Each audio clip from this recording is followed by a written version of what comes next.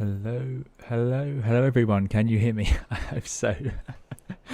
Wow, what a start. I hope you're all doing very well. Welcome to another live stream with me, 320 Sim Pilot. We have made it 33 minutes late, but we are starting the stream. Yeah, a few changes. Apologize to anyone who clicks on the video expecting to see a CRJ or Microsoft Flight Simulator.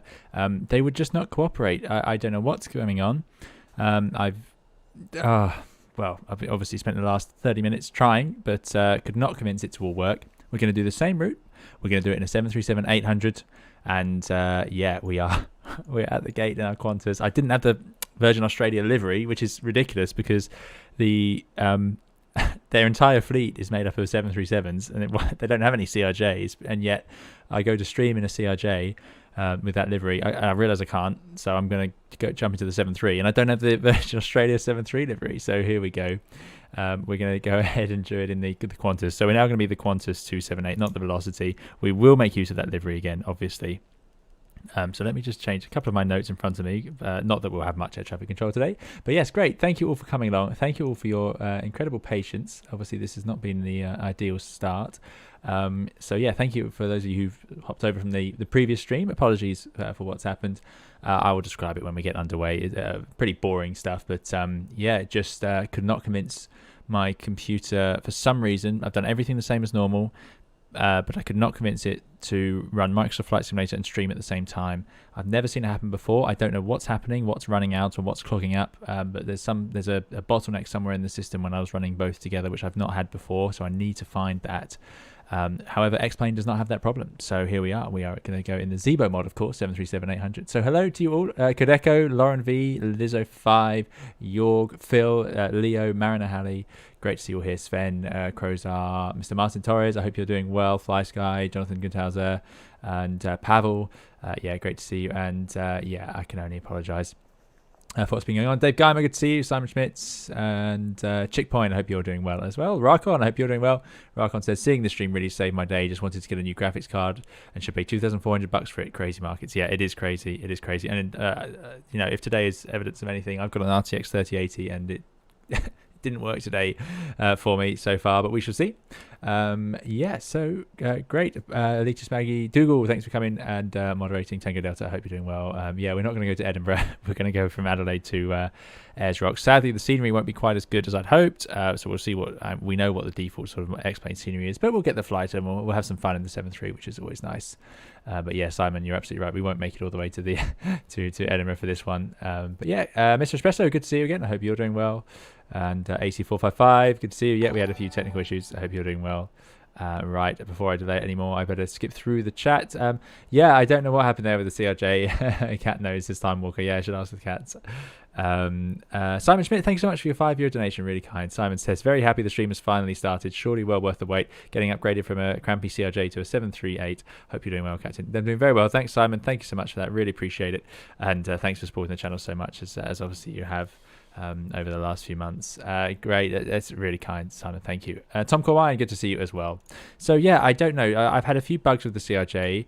Some of the textures were missing and I was having some severe frame rate problems only when YouTube started streaming, and it doesn't seem to apply to X-Plane, so it must be something to do with Microsoft Flight Simulator. Yeah, Chief Simpado, good to see you, thanks for coming along.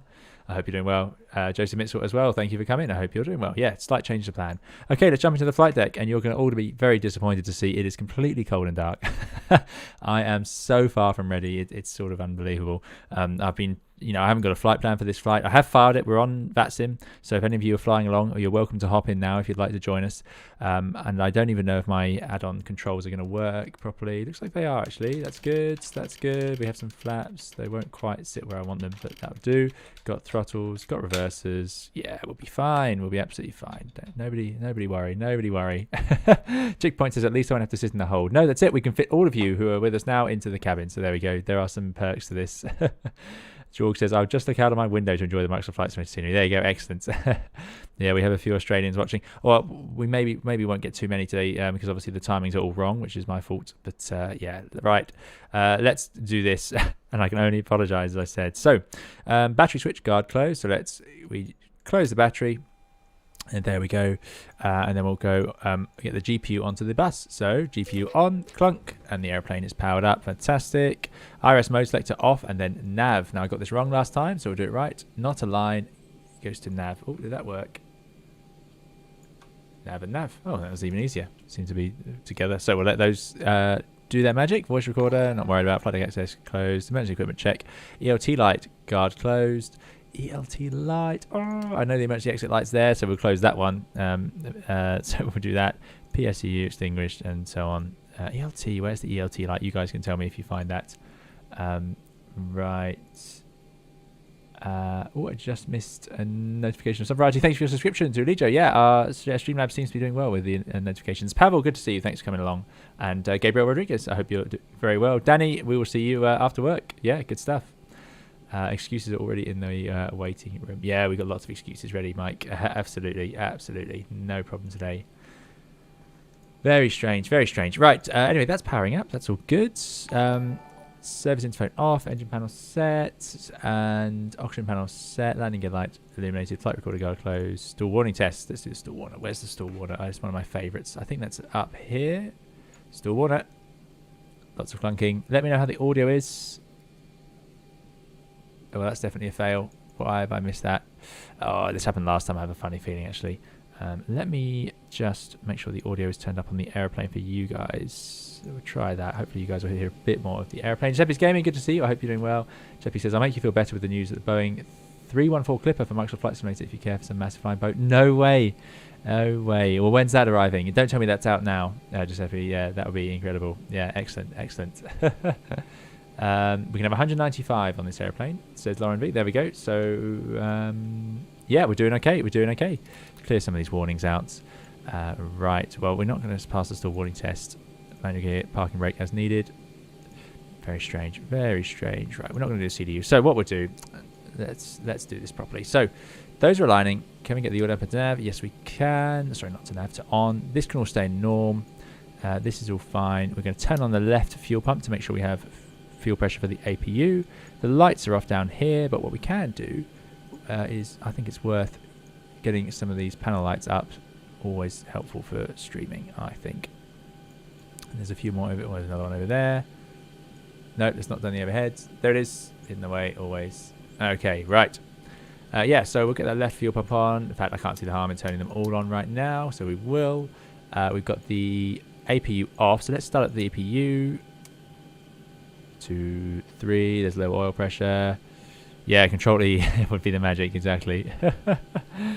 Yep, Mr. Martin, no, I agree. Yeah, it does look incredibly different, incredibly different. So let's just see. This is the hardest panel in the whole airplane, I think, full of ways to get it wrong. But we are currently on the GPU. I'm hoping when this EGT for the APU, the exhaust gas temperature, peaks, we'll then get the APU generator off bus light, which tells us that it's not being used, so we can then select it. The turbo arrow is out indeed, jetpack away. Yeah, it is. Just Flight have that available. Yeah, I need to do another video with that. I've got the release version now. Still wanting these a few minutes. There we go. We're just rushing too quickly, so we'll slow it down. So there's the EGT dropping, so it's done its peak, so the engine's now stabilizing. And I'm going to swap this over now because I will forget later. No, that's closed. That's good. There it is. And we take each bus onto the APU. GPU's off. There we go. That's where we want to be. Right, standby power drive. That's all good. This is just for monitoring the electronics, so we won't do anything too fancy there. This can all stay in normal. Emergency exit lights will be armed. We'll have the chimes only fasten belts on. Not sure what chimes only does. Good. And then we'll come along here. So the engine pumps are on. We'll turn on the electrical pumps, which will power all the hydraulics, and then we'll turn those off before the A side before pushback to make sure that we don't accidentally get that nose wheel steering triggering. We don't turn on the pitot heats, but we will warm up those windows, and we can do an overheat test if we want. There we go, overheat. Oh dear, the stuff I'm saying and then hoping works. Right, pressurization panel cruising at today 38,000 feet, and we're going to Y8YE. Has an elevation of 1625. Ooh, we do need to put in a landing elevation, so let's put that in. Yeah, as ever, this will not be a very precise tutorial on the 737, as you can imagine. Flight Lecture Sim has got that more than covered. We'll have the position lights to steady. That gives us our nav lights. And I think we'll have the logo lights on. Why not? We'll leave this start on. Let's do left ignition. Otherwise, we'll always be on the right. Okay, I think that's the overhead panel set up for where we are now. Let me clear out that one and put in the departure airport to YPAD. Apologies if I miss any questions. Do bring the questions later. The chimes only switch just makes a sound. Oh, fair enough. Well, we got that. Nice to have some ding-dongs. We always like that on this channel. Just to show you where we're parked. Let's see if we can find it on here. There we are. Pretty straightforward. We'll sort out our route in just a moment. Good stuff. So yeah, plane is coming to life. We've got our little nav lights out here. I believe the boom thing will actually fly over one. See one fly over. Oh, I wonder what's that talking about. Lauren V says, a proper flying boat for Microsoft Flight Simulator. It's going to be absolutely spectacular. I spent hours helping the atolls in the Pacific. Yeah, that would be good fun. Giuseppe's Gaming says, nah, pilots just announced it today, but they didn't say dates or anything. They do say coming soon, but that can mean many things. Okay, I'm sure you'll keep us updated, Giuseppe. Thanks so much. Thanks so much. Yeah, jetpack away. Enjoy your Turbo Arrow. It is, yeah, a lovely GA aeroplane. Right. Mike says, I assume the plane itself is fine in Microsoft Flight Simulator. I don't stream. I was just about to get the plastic out and buy it. Hopefully safe enough for me. CRJ I've had no trouble with, and I don't think it was an aeroplane related issue. Microsoft Flight Simulator itself was running very well. It was totally smooth. But what wasn't working was just the connection or something to do with Streamlabs. So yeah, I'm going to have to do some investigating. Let's try the stall winner. Look at that. You're absolutely right, of course. You guys are full of knowledge. Needs to warm up. So there we go. Right. Next, into the CDU. I keep forgetting you can't click on it like you can in the Toliss. Navigate out of date. We won't. Shouldn't fly around like that, but we won't worry too much. We are going to start from Yankee Papa Alpha Delta. Is there no other backlights on this? I feel like there should be. Ah, no, it's pedestal, isn't it? That'll be another light for that, no doubts. Good old aeroplanes and their lighting. There it is. Excellent. Yes, success. Right, YPAD is where we're starting from, and that'll be fine. Then I'll go to. We could put a gate in, I suppose, if I was feeling proper. Right. Doesn't make any change to the lights in the cabin, unlike the no smoking switch in Airbus. Thanks, Miku. Yeah, good knowledge to know. Thank you so much. There is a freeway goose, but it's an FAX conversion. Oh yeah, no, those don't tend to work. Yep, Kai, we are in the 7.3. We've had had too much trouble earlier on with a few errors with the simulator, so I apologise. I would change the thumbnail, but I feel like that would just be even more or equally confusing. So apologies for everyone joining now. We are indeed in the 737, and it will stay that way, hopefully. Good. So we'll go to our routes, and we're going from YPAD, and we're going to Yay, which is my favourite code I've ever seen. Yay. And we're going to depart from, it's a southwesterly breeze here, 260 at 12. So let's just refresh our situational awareness. Yep, so that's easily a runway 23 departure.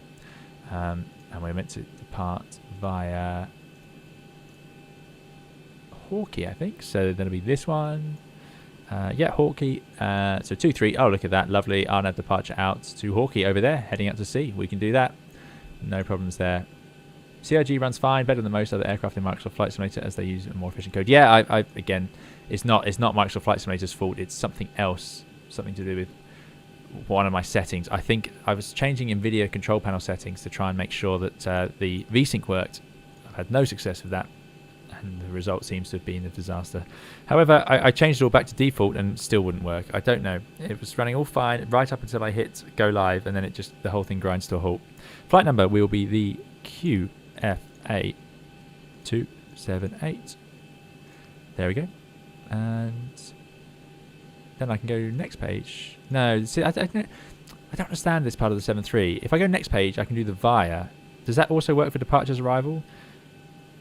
I want to start at Hawkeye. So if I type in Hawkeye, can I put that there? No, it doesn't work. But if I go to departures arrival, runway 23, which it already did, and do the Hawkeye 5 route, and now I go to the next page. Oh, there we go. So you just have to type it in. Fair enough. Okay. We'll go for Juliet 58. It's a very short flight plan. Exclamation mark route into the chat if you'd like to fly along. We're going to the Whiskey Hotel Alpha. Then Juliet 251 to the Whiskey Romeo. And then Tango 29 to Alpha Yankee Echo. And then we're going direct to Yay. Still my favourite. So I won't actually need to put that in it. So we'll activate that and execute. There's a route. Good, perfect. Right. Now this is where the lack of preparation always exposes itself, because we're gonna have to go into here, payload. Right. How much payload should we have? What do you guys think? And how much fuel would you like to take? Sorry, John. Yeah, we lost the CRJ. I could not get it to stream. The Microsoft Flight Simulator would not stream today. YouTube says, can you please do a flight to from Sydney in the future? Sydney? Yeah, absolutely. We'll have to include Sydney. We'll do. Thanks, Crozar. Thanks for the route. Streamlabs not woken up. Let me wake up the bot. We might be able to get it to come back to life. Fingers crossed. I always put my departure first, even though it says to input the route first. Oh, there we go. So you should do the route first. Very strange. Yeah, Gabriel thinks it's just basically a CRJ. So payload, and fuel. Well, we were going to take 5.2 tons in the CRJ. The flight time's 2 hours. So assuming it burns, let's think, 2 tons an hour, 3 tons for the first hour. So it's going to need 3, 4, 5. It's going to need 5 tons plus final reserve. So we need 5 tons trip fuel. Then we need the final reserve fuel, which is going to be 1.2 probably, assuming it's the same as a 320. It's a dangerous assumption. And then we're also going to have, let's have alternate fuel of, how far away was the alternate? Sorry guys, I would show you the sim brief, but I don't think it's worth me setting up right now. It would just distract. Alternate fuel was supposed to be 33 minutes, so that's about another 1.2. So that puts us at 5, 6, 7.4 required, plus taxi, 7.6. So somewhere in the region of 8 tons would have been what this flight needed with contingency fuel. So, well, easy. Let's just go for 10 tons. A ridiculous number, I'm sure, but it's going to make more sense to have a little bit extra when we're just making it up on the spot. 10 tons required. And payload, yeah, payload. Oh, here we go. Oh, I remember now. Oh my goodness, this is going to take a while. Let's put in 10. Let's just be really busy. Oh no, that's not working anyway. Oh goodness me. I'll just do it all here then.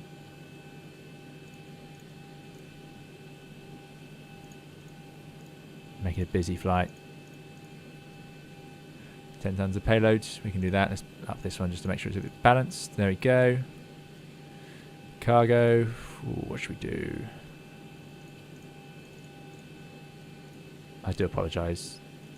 That's going to make us really heavy, isn't it? That's pretty intense load.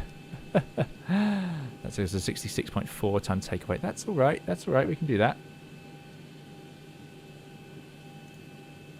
Yep. Okay. Fuel. That all seems to be done. Okay, right. So let's write some of this down. So we got a takeoff weight. Sorry, takeoff weight, yeah, of 66.4. And we're going to have a takeoff and a 0 fuel HCG 23.4. Okay, I think this is working out. You guys will correct me, I'm sure. And we need that 23.6 takeoff weight CG. Right, how do we get this to all work then? Fuel truck, please. Performance takeoff doesn't work, I remember that. So, yeah, let's just check that when the fuel goes on, we're still at these same weights. That'll be the big tell. See the Boom United announcement, says Craig. No, I didn't see that. What's that? Apologies, everyone. I have missed that. Kai, where's Kai? Is Kai disappearing? Kai's got to go. Landing into LCOK. We've been to LCOK, but I've forgotten where it is. But yeah, excellent. Enjoy that, Kai. And I hope you're doing very well. In the new Toliss 321. Excellent. Enjoy. Right. What else have we got? Yeah, apologies, everyone. 208 watching, 208 passengers. Yeah, do please hit the like button if you are enjoying it. And apologies for the mess. Yeah, we do have a flight plan, but it's just for the wrong aeroplane. So I think that's all good. So anyway, we come down in here. It gives us a gross weight 66.4, planned fuel of 10. This will actually tell us, won't it? 0 fuel weight 61.3. Let's just make sure. I'm worried that this takeoff weight is going to increase while the fuel goes on. seems to be okay. Reserves, we'll go 2.4. Cost and X, let's go with 28. Why not? We originally planned with 12, I think. It wants trip at 37 is the planned. I'm surprised it didn't put the maximum in, actually. A little bit curious about that. I see that's still going up the gross weight, which is not what I wanted. This is getting very confusing. If you enter the number, say 150, then press P, blue button, it will make P150 passengers and distribute the classes. Thanks, Tango Delta. Very good. Yeah, you guys are the expert on this. You guys know how to run this. Yeah, I'm going to have to return to this page because I thought it should give me a maximum up here. I can get a wind. Cruise wind is going to be average wind is 250.67. But I was expecting it to give me a maximum. Anyway, we won't derate today. Do a flat 5, nice long runway. CG for takeoff is going to be 23.6. In that goes. Trim of 5. Yeah, okay, right. Well, anyway, let's set that trim. Trim is 5 units. It's basically where we are. Good news. Very good news indeed. Now, why are the IRSs not aligning? Is that just happening slowly? Anyone got any thoughts on that? I thought I set it to do it fast, but obviously not. Obviously not. Done all of this. Done the fuel truck. Good stuff. Okay. So I checked this, like the door closed, locked. Slam that shut. And actually, time to... there's a fuel truck. He'll have to hand his little receipt. The fuelers will have a little piece of paper that the pilots will have to collect usually, and just to check that the number of litres going into the airplane is what we expected. It's you can click on the 0 fuel button, by the way, and it automatically adds it. Okay. Thanks for the subscription, Randolph. Appreciate it. Hope you enjoy the video. Click on which button? Where's the 0 fuel button? I apologise. I promise this will get better when we're in the air. I promise. I was supposed to be in a CRJ. I spent all of yesterday making sure I remembered how the CRJ works. No. No, don't know. Don't know. What do we try here?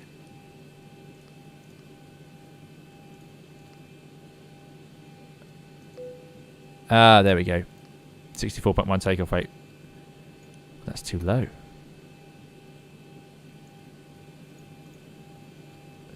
66.4.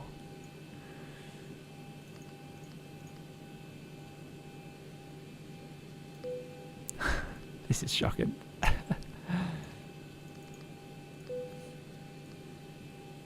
We're getting more options now.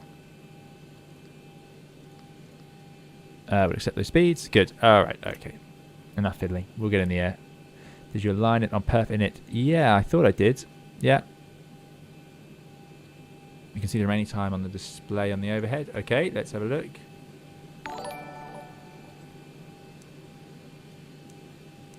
It's not really giving me anything. That's just lit up all the lights. Thanks for your subscription to Billy. I hope you're doing well. I'm amazed anyone's subscribing, so thank you very much. Especially with this. This is not very convincing, is it? Not very convincing. Why is that not waking up down here by now? Let's do the old off and on, which has been the story of today. Got to redo the yaw damper.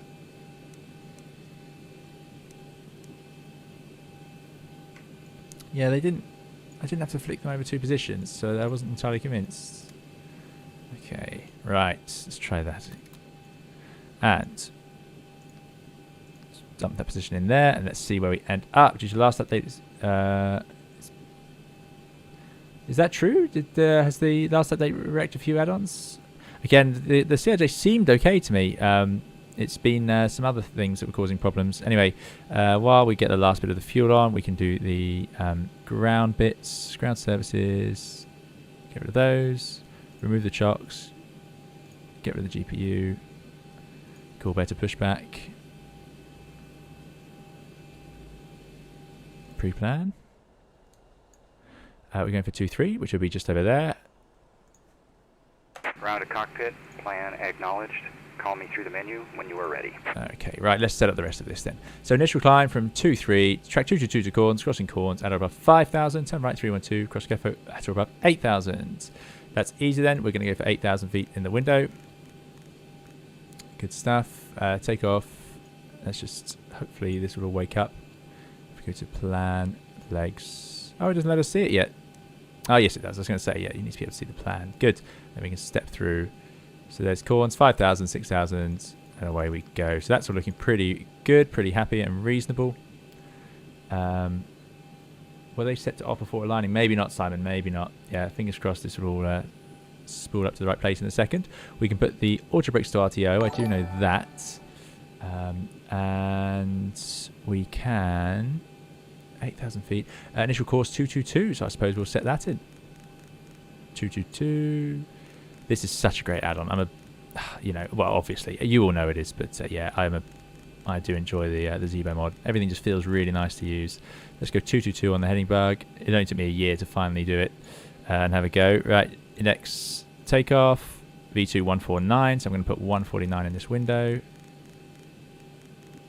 There we go. Thanks for the subscription. Yeah, YouTube.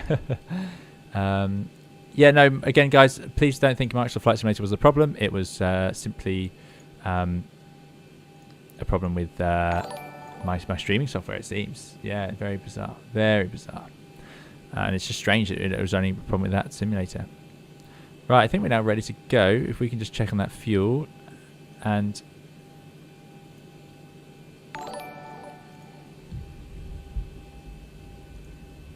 Danny Rubble, thanks so much for your $2 donation. Really appreciate it.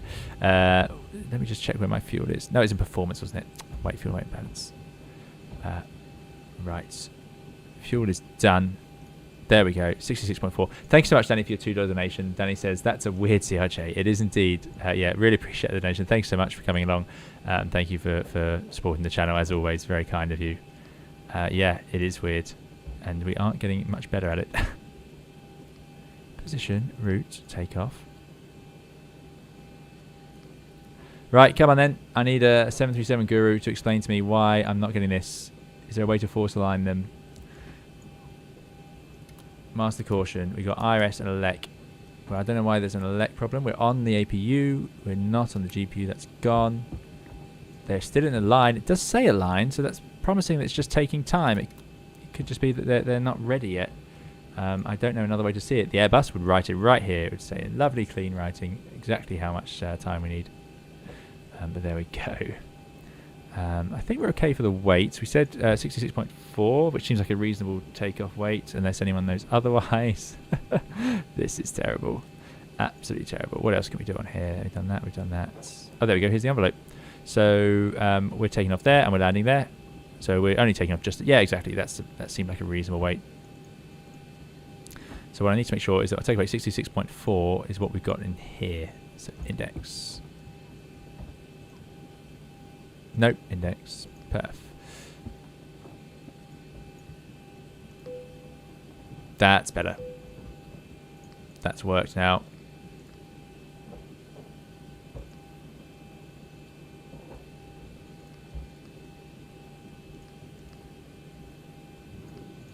We're going to update these.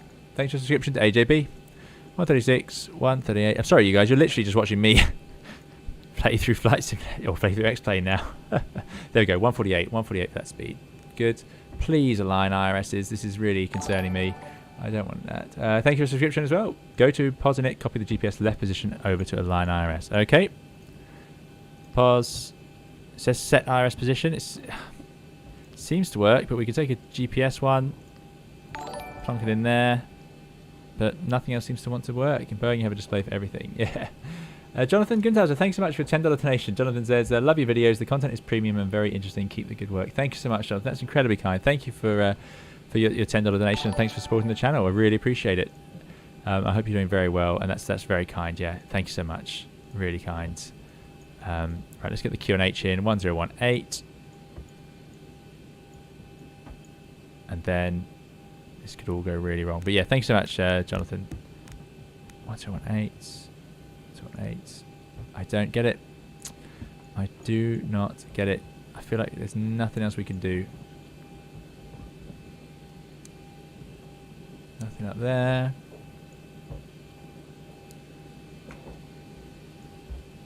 Oh, that looks good. 1 minute. 1 minute to go. Yeah, thanks so much, Jonathan. Really kind. Thank you for your donation. Really appreciate it. Check the window above the IRS switches. Yes. So hopefully that was this window. Oh, flashing. Flashing. Yes. Success. Success. Right, 15 degrees, 1018. We've got that in. So we've done our performance. We've done our route. Now let's just figure out what we want in terms of mode. So I'm going to arm the auto thrust. I'm going to have the flight directors on. I'll arm LNAV and VNAV. There we go. I can hear lots of noises from the cabin, but I think the plane is all closed up. Oh no, they're loading on the bags, aren't they? Right. So let us close all the doors.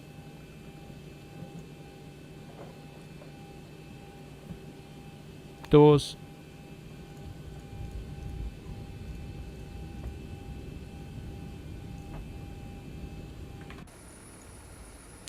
Whoops.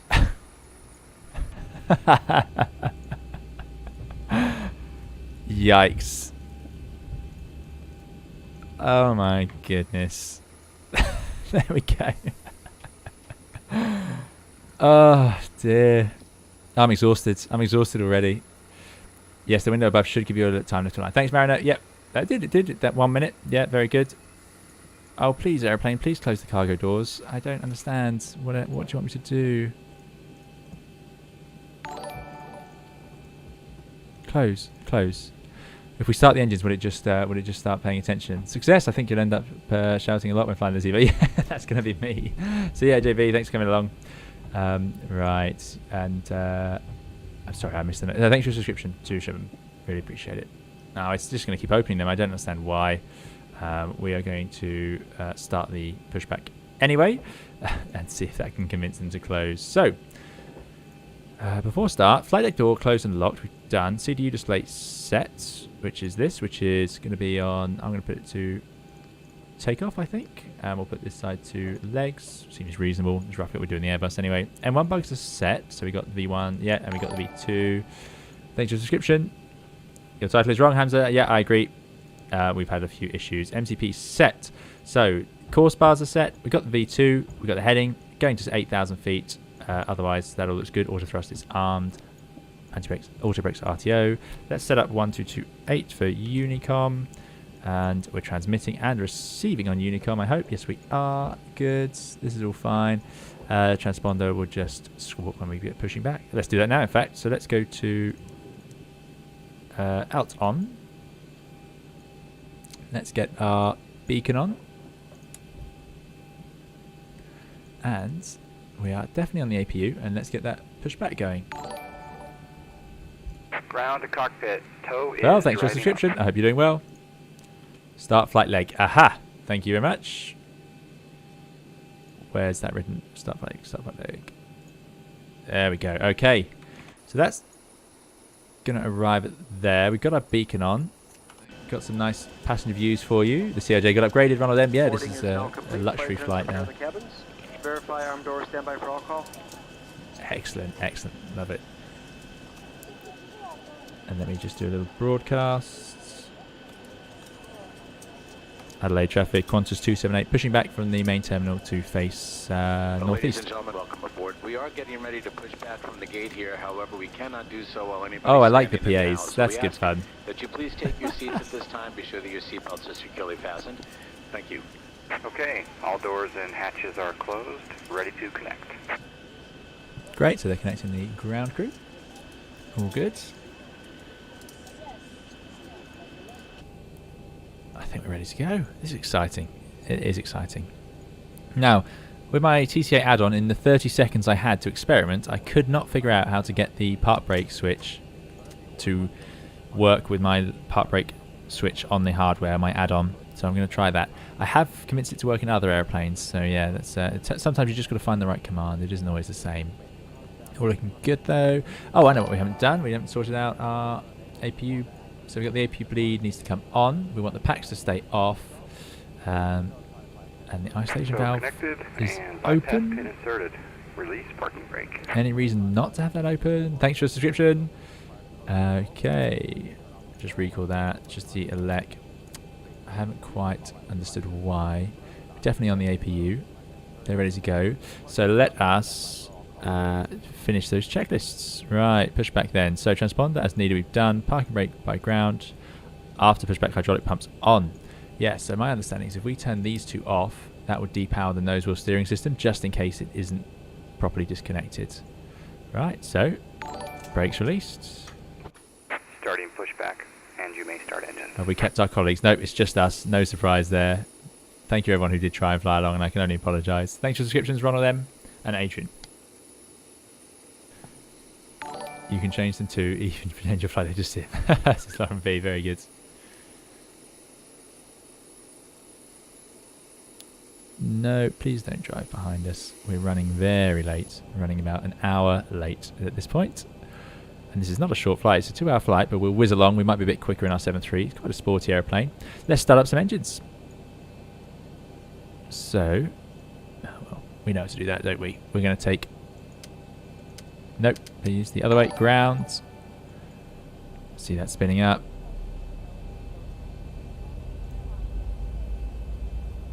And then I want to see, I think it's 24%. Thanks for your subscription.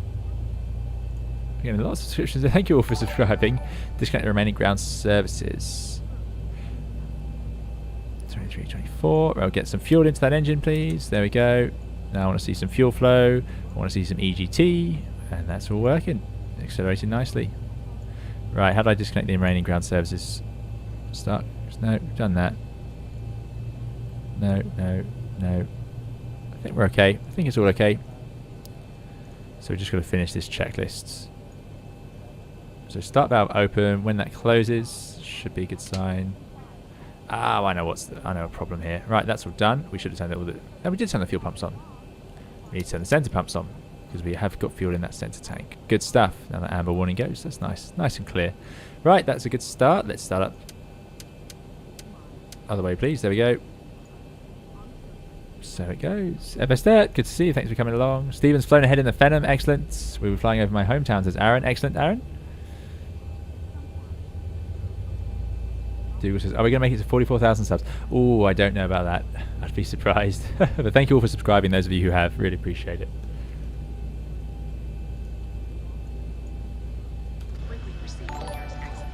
Operation complete. Set parking brake. Let me try. I'm just going to try my hardware. No. Disconnecting tow. Stand by. It seems to half recognise. What I have noticed... I'm not sure. Sometimes it doesn't do the same thing as in the animations as it does in reality. Curious. Right, anyway, we better give that engine some fuel before it sits there spinning around all day. There we go. Fuel flow. N2 rise. EGT rise.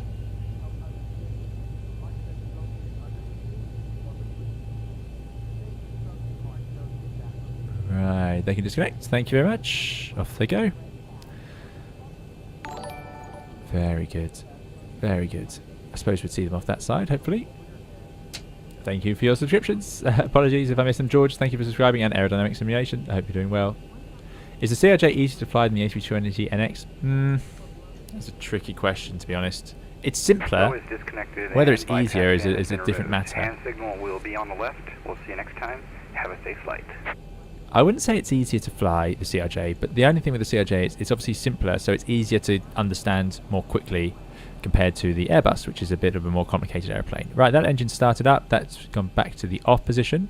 So I'm going to turn on those hydraulic pumps. That's on. And now we go. Oh, we've done that. Pack switches should have been off. They were. Start, engine switch. Yeah. We did all that. We did all that. We did that. And that's been announced. Start the other engine. Done.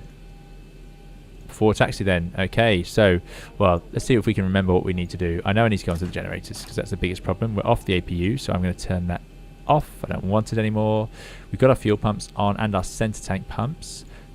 Seatbelt signs are on. We're going to put this to continuous for the takeoff. We'll turn on the taxi light before we get taxiing, and I'm going to do runway turn-offs as well. We won't turn on any strobe lights till we're out there. Otherwise, we can turn on the pitot heats. And anything else you guys will be screaming it, but I'm sure Lauren V says sometimes holding my standard brakes a bit will engage the parking ones and not show me the animation. Yeah, there's some, that's what I think is going on. We got the auto brakes to RTO. Definitely time for some flaps. Let's see if my add-on works with that. Not really, but there we go. We'll go with flap 5. That should work out just fine. Coming down here then. Leave that out on. Yeah, I think that's all looking fine. Trims are set. So we do a flight control check. Does this airplane have it? Yes, it does.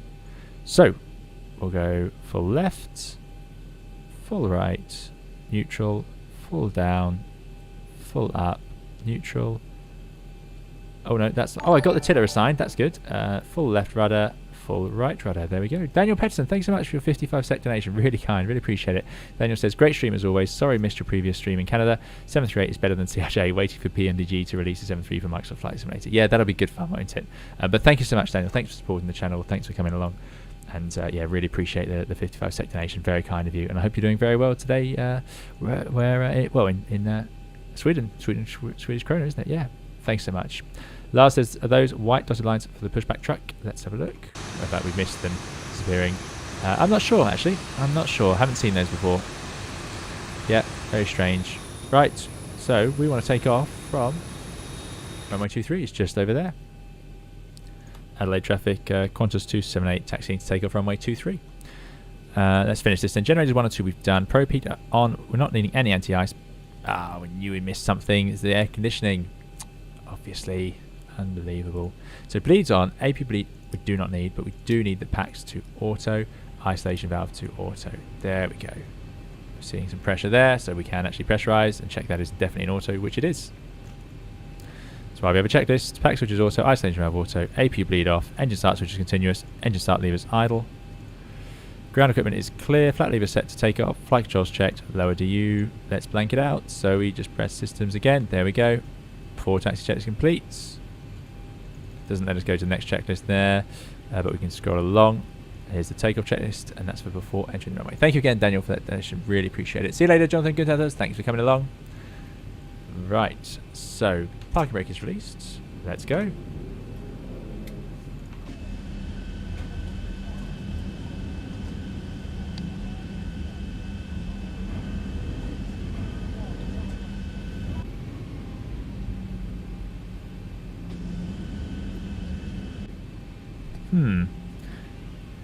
Doesn't feel very released, does it?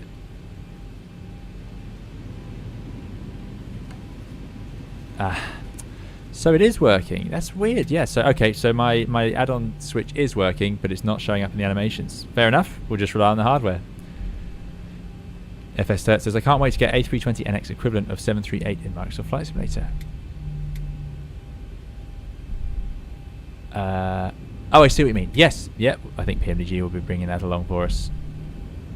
Okay. Anything else to do? Let's think. I think we're all good. So yeah, sorry, Amit. Yeah, it should have been the CRJ, but Microsoft Flight Simulator wasn't working for my streaming software for some reason. Andy says, should be in for a bit soon. Prepping Mrs. 1302's birthday while she's out for a couple of hours. Made a surprise cake. House now smells of cake. Had to make a beef curry to kill the cake smell. Very good, Andy. I'm sure she'll be very pleased. I'm sure she won't say anything, even if she can sense the cake has been prepared. Raycon says, that would be interesting if PMDG can keep up with Zibo's quality. I'm sure they can.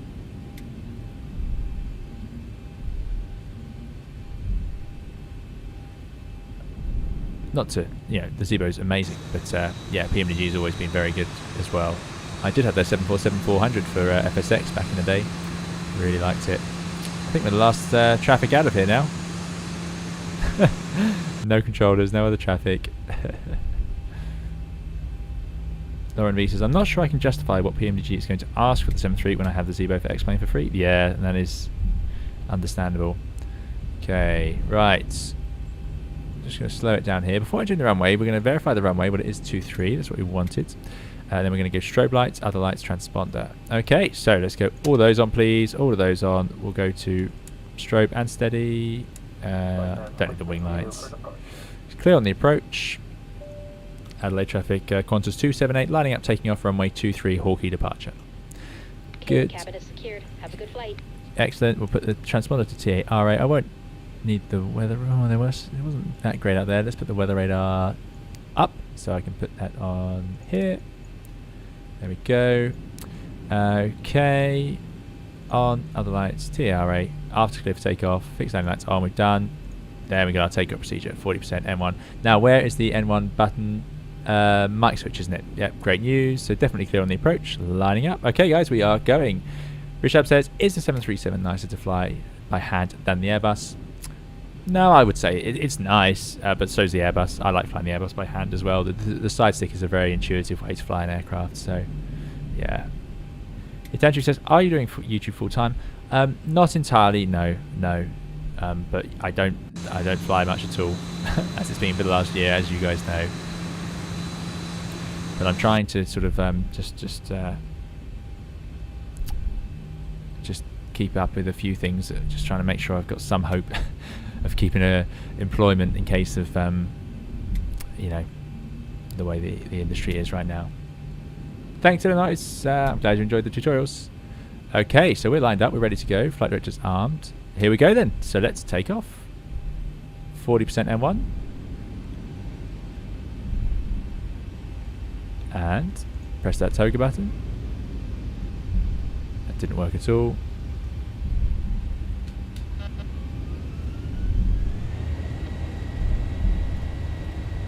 Right.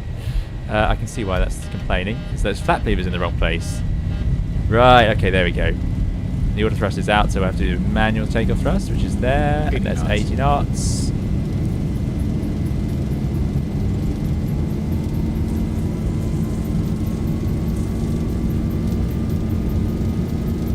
V1 rotates. Up we go. Keep pitching up. It does take quite a pull, positive rate, so we'll ask for the gear up. There it is. And away we go. Just get rid of that auto thrust complaining. The auto thrust is now off, of course. LNAV, VNAV speed have engaged, so that's all good. 400 feet, I think it is, for the lateral navigation. Maybe it's 300s. But there we go. We're climbing away. 1,000. Let's try that auto thrust again. I know what did that. It was the TCA throttle just moving. There's N1 mode, pitch down, and now we accelerate. It's gone off again. Let's try once more. Let's put it in autopilot. We've got the gear up, so that's good. Okay, 44,000 subs. Thanks so much, Dougal. Yeah, excellent. Right, we're flap 5. We're below the 1, so we can go to flap 1. Let's see if this works. There's 1. Now above the 1 we're going to the up, so we can go to flap 0. You can see that whenever my thrust levers move ever so slightly, this jolts around. So yeah, not ideal, but there we go. Needs to be above 5,000 feet in 5 miles, which I think we'll have no trouble doing. Right, flaps are at 0. Let's put the gear off. Put these switches to off. Let's remove the runway turn off and taxi lights, I suppose. We'll leave the landing lights on. I feel like there's probably something else to do. Let's fly the airplane for a little bit, shall we? So 250 knots, that's all good. Passing through 4,000 feet, we'll easily make 5,000 feet for there. Donald Hoskins, hope you're doing well. Still quiet sounds, is it? Okay, let me turn it up for you guys. Hopefully you can hear something. Thank you so much, Dougal. Yeah, so 44,000 subs, really. I didn't think we'd meet it today. So yeah, that's great. Thank you all for subscribing. If you're watching today and you have subscribed today, really appreciate it. I hope you're doing very well. And yeah, thank you all for coming along. And thank you for subscribing and getting us here. 44,000 is the number. I mean, it's just bonkers in my mind. It's hard to believe. Right, 5,000 feet we've made. Let's go up to our cruise.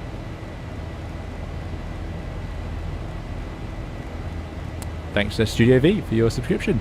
So we're going to go up to 38,000 feet for this one. I hope it can make it. We will find out. I will check. With the flaps on takeoff, what happened was it's always blaming the add-on thing, but it's got detents. So the flap lever detent for 5 was actually halfway between the 2 and the 1. The result was it must have just got knocked slightly when I set thrust for takeoff or something like that, and just slipped into the 2 position. So there we go. Oh yeah, auto brake off. There we go. Right, we've done all that. Roll mode, flaps retracted, schedule, we've done. After flaps on track, VNAV mode, autopilot, engine start switches, auto brake, landing gear lever. Good. So that's takeoff, climb and cruise. So next step is at 10,000 feet, which we're almost there. Let's have our departure shot, of course.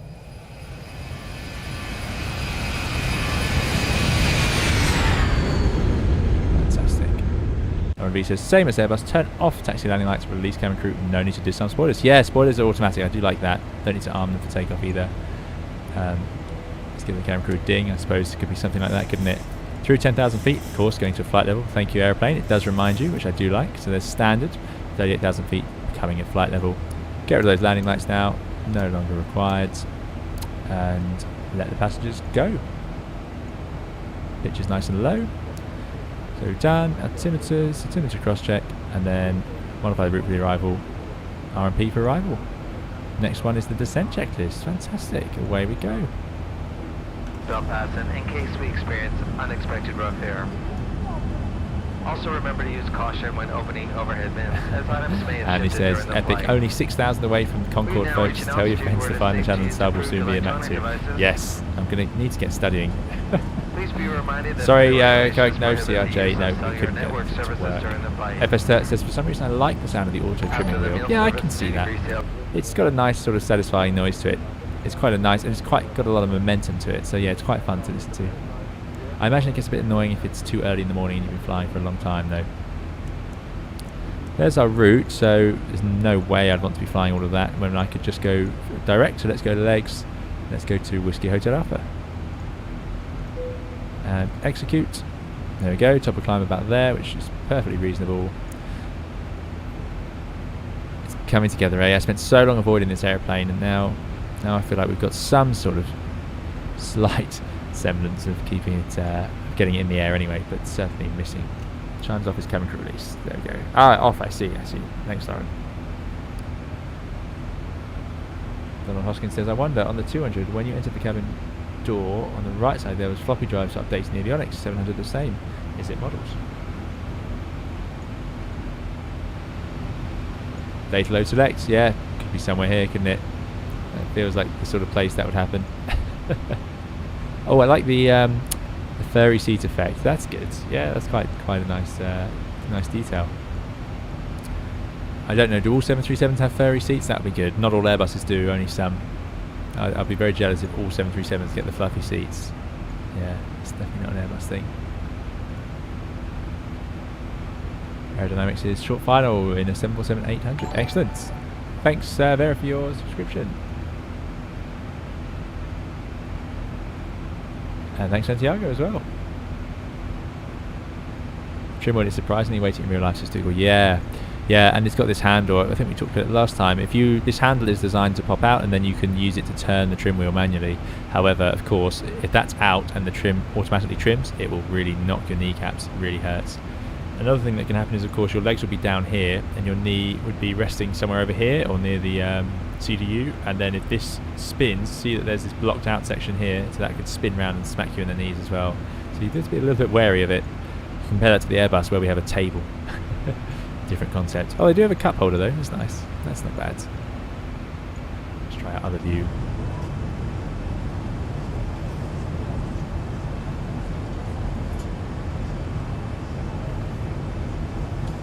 Pure lamb's wool, says Dougal. Excellent, yeah. Russia says, good day, Skipper. Been busy working. Missed a few streams lately. Glad to be back instead of Boeing I've seen before me. Thanks for coming along again, Russell. And yeah, we haven't streamed too much, so you haven't missed too much, but thanks for coming today. Yeah, this is the Zibo CRJ, exactly as Rakon says. We had a few issues with setting up our stream initially, so I'm apologising. Same route though, same route. So yeah. I could have maybe done a question. What's different about today's stream compared to what the thumbnail said? See if anyone's spotted. Aerodynamics simulation says pretty windy for me. The winglet effect is bad. Are you in the 747-8 in Microsoft Flight Simulator aerodynamics? Yeah, there's been a few issues with that. Now, who knows? I'm just going to use you guys as my Zibo information source. Why does it say LNAV VNAV here in white when it's got LNAV VNAV speed up here? I could understand, like, for example, VNAV, but the armed modes appear underneath in white, which I get. So why does it say it again here? What happens if I just fly... Well, let's put it into heading. Oh, update the heading bug. I will not whinge about the heading bug. Oh, there is traffic above us. Look at that. Where are they? If I go to that, 1,300 feet behind us. Thanks, Dua and Martin, for your subscriptions. Really appreciate it. Hope you're doing well. So we get some traffic. Somewhere over here. Maybe a bit far away. Ah, look, these lights are out. I've not done... There we go. And away they go. Excellent. Every little helps. Nice livery. Nice livery. Although I really like the version in Australia. I'm a little bit disappointed I didn't get that one out in time. Warrior Lad, good to see you. I hope you're doing well. Thanks for coming along. Donald says, does Microsoft Flight Simulator have the MD-11, or would you consider taking it without someday? It does. Microsoft Flight Simulator does not have the MD-11, but I think we know the MD-11 is coming to X-Plane, so exciting. I'm looking forward to that.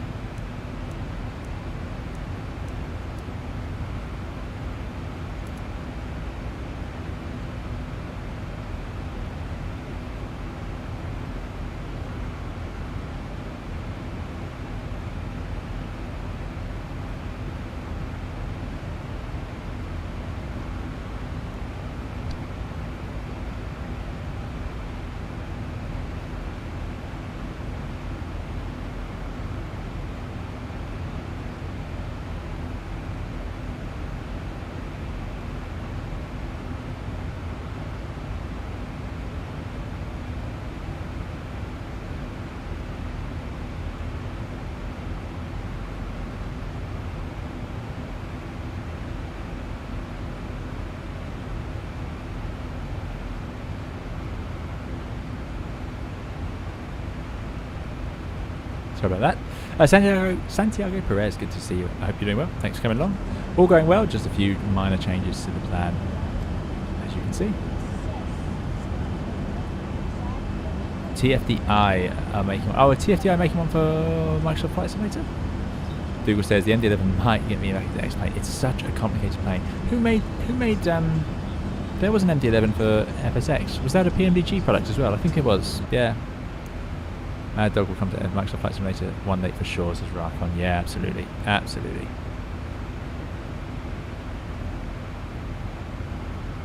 Warrior Lad says, was the CRJ not working? Still says it in the stream title. Love the Zibo anyway. Yeah, let's actually... Good point. I can solve this.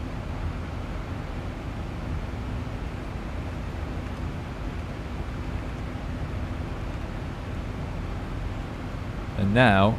Yes, the title's correct now. It's just going to be the thumbnail. And let me just change the description.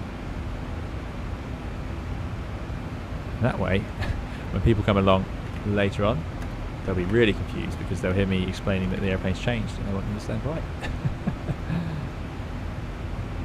Thanks for coming along, Santiago. Good to have you here. It's 3 AM in Adelaide, says YouTube. Yeah, it is very early. Apologies to Australian audience. If anyone does watch this in retrospect, we will have to do one at the right time of day. It was just a case of I had the one of our community members made the Virgin Australia livery, so I wanted to use it on a stream, but it looked great on the CRJ, and I wanted to use the CRJ again, trying to keep my hand in at it, and yeah, it just didn't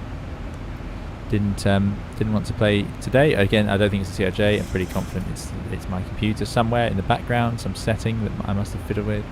So yeah, I'll have to do a bit more experimenting. But one day we'll do this at the right time of day in the morning. Gabriel says, watching these Zibo streams makes me so eager for the 737 in Microsoft Flight Simulator. It's coming. It will be payware, but it is coming from PMDG, yeah, as you guys are saying. Now this traffic is... Oh, is it managing to overtake us? Can't have that. We're going to be going very fast today.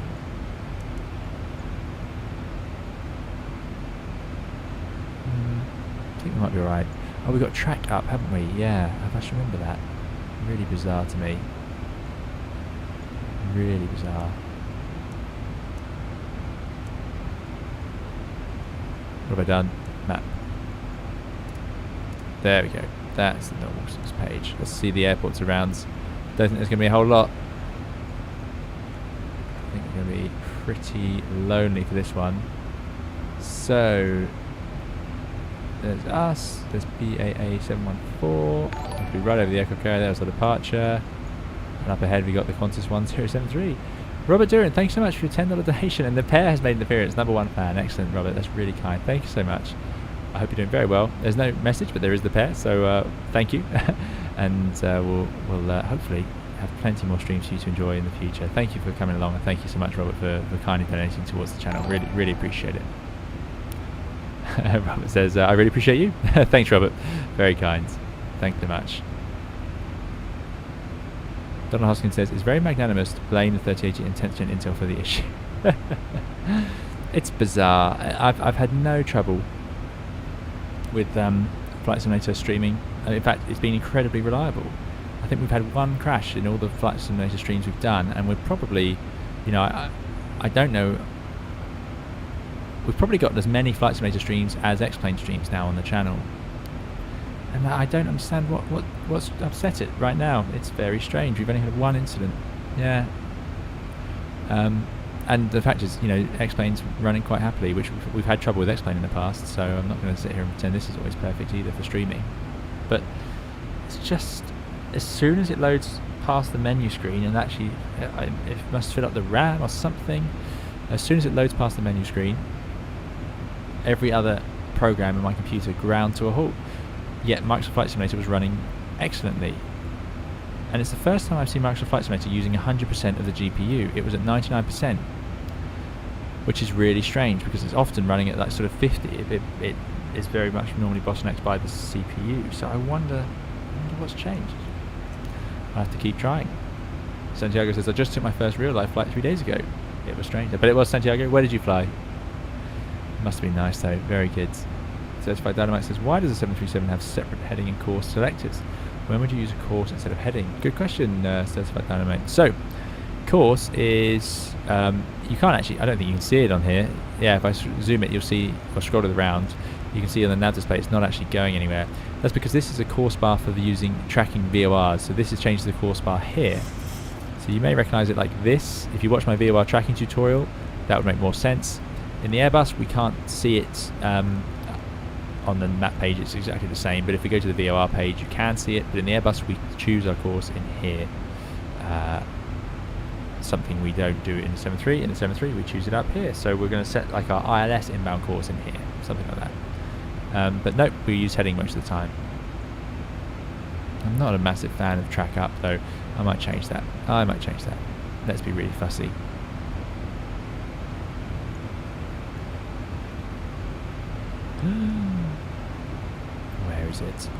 Where is it? Somewhere in here. No, let's not restart X-Plane. That would not be good. I don't want to click on the wrong thing. Oh my goodness. Oh, they have so many parts to this add-on. It's incredible.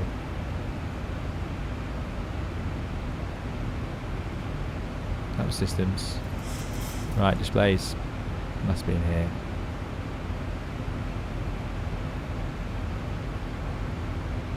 Heading up. Thank you. Yes. So the white line is our track. Our heading is up there. That's more what I'm used to. That's what the bus does. So we'll stick with that. I find that makes more sense in my mind. Just what you're used to, really. Aerodynamics says, isn't it fun when you have a wasp while you're trying to land a 747? Yeah, that wouldn't be ideal. Definitely not. Most bugs, you do sometimes get bugs in the flight deck on these airplanes. So, you know, if you've had the windows open on the ground, like I said earlier, we had to get that fuel receipt in the window. So we'd essentially open one of them up and then fuel put it up in a bowl or something. Maybe it's something bigger than this. But yeah, the window open, you could get some bugs and moths and bees and things that will occasionally get in. Be very careful with that. But what the good news is, they will invariably start to fall asleep as you climb, and the pressurization in the airplane, the cabin altitude increases. Yeah. Let's see. I'm gonna cut a little bit off. We're gonna go direct to Irene. I know that's a bit cheating. So if you are flying along, but we are running very late. Using reserve fuel.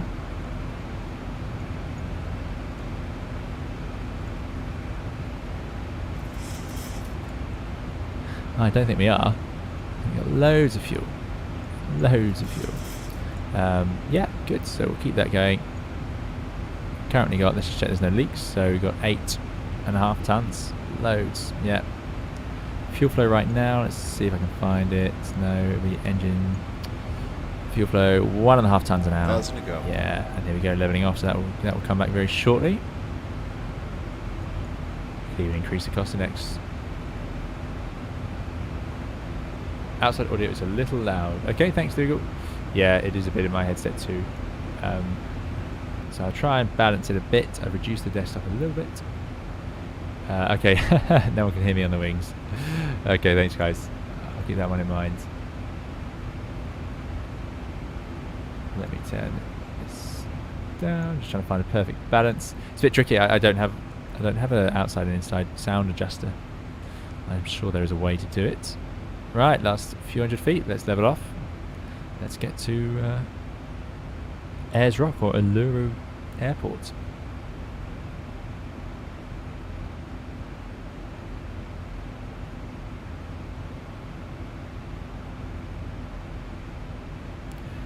Yama says, are you using wallpaper engine on your PC? It always seems to jump to 100% GPU when in Microsoft Flight Simulator. Nope, no, I haven't got wallpaper engine. No. I try and keep as few programs on the computer as possible. There's our level off. So now LNAV, FMC speed, VNAV path. But it still says LNAV, VNAV there. I don't understand that. Right. Our progress page says we're getting to our destination with 4 tons. Plenty of fuel. And the wind is about right. 234, 62. Look at that. Oh no, that's showing us the actual wind. I can't remember what we put in as a plan. Seems reasonable though. So what we can do now is what I'd like to do is increase the cost index. Can I do that in flights? Yeah.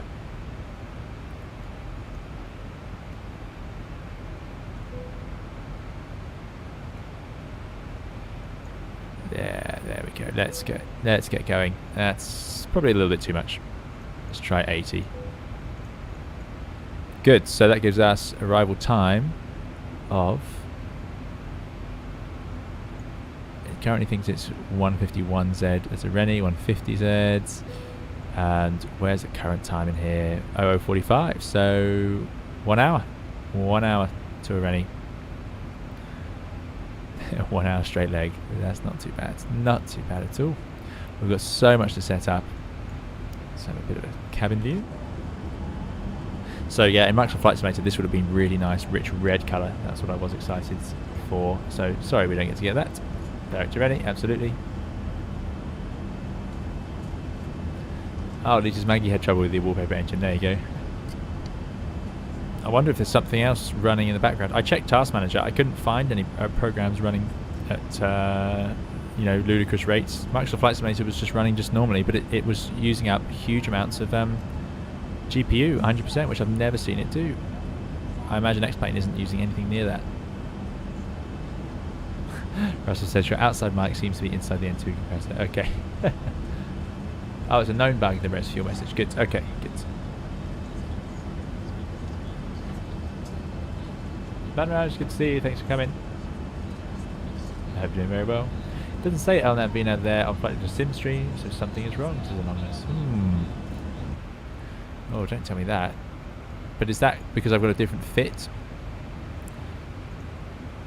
In here, there's so many ways to. I mean, look at this: flat speed, speed none, track, fuel gauge. Look at this. It's crazy. There's so much stuff. Oh, I want fuel flow. Yeah, that's nice. I like that. Fuel flow is a good indication. NDVR radial course, yes. Distance ring, yes. TCAS dotted range. Does that make any difference? Yeah, we'll have it on anyway. It's nice to have the option to have whatever we want.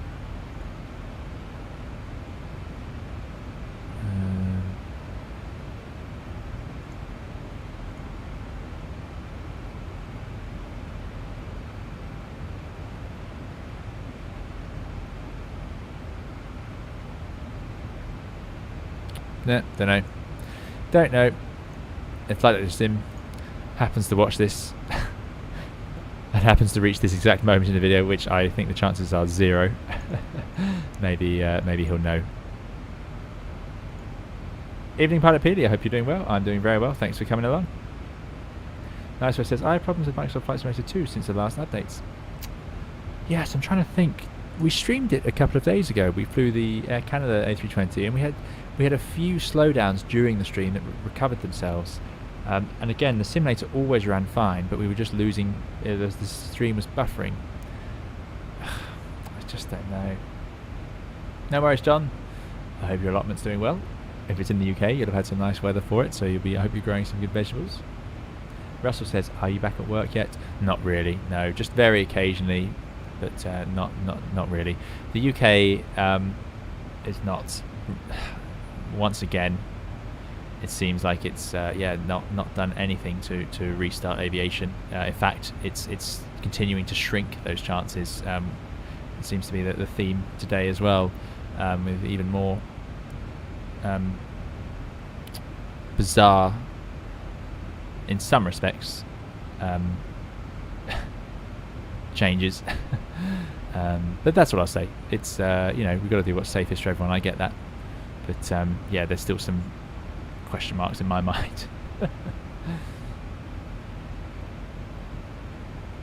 Thanks, Daniel. Yeah, I hope so too, and I hope you will get to travel around. I know, those of you in America and so on, and even those of you in Europe. I see the restrictions are easing, and people are being allowed to move around, and a lot of people have had the vaccine, so can travel a bit, which is great news. And in America, it seems to be very open. I hear there's some people recruiting, but yeah. So I hope everyone watching can just get back to their lives quickly now. I think it's about time. Thanks, Kai, for coming back, and yeah, glad you like. Guy, sounds like a good landing. Yeah, absolutely. In the 321 as well, heavy aeroplane. Pol 9, thanks so much, Pol 9, for your €20 donation. Really appreciate it. That's very kind. You've supported us so much over the last few months. Thank you, Pol 9. Really kind. And I hope you're doing very well. Thanks for coming along to the stream, and thank you for supporting the channel. That's incredibly generous. The €20 donation, really appreciate it. I hope you're doing very well. And yeah, apologies that we've not arrived in the right aeroplane. But yeah, thank you so much.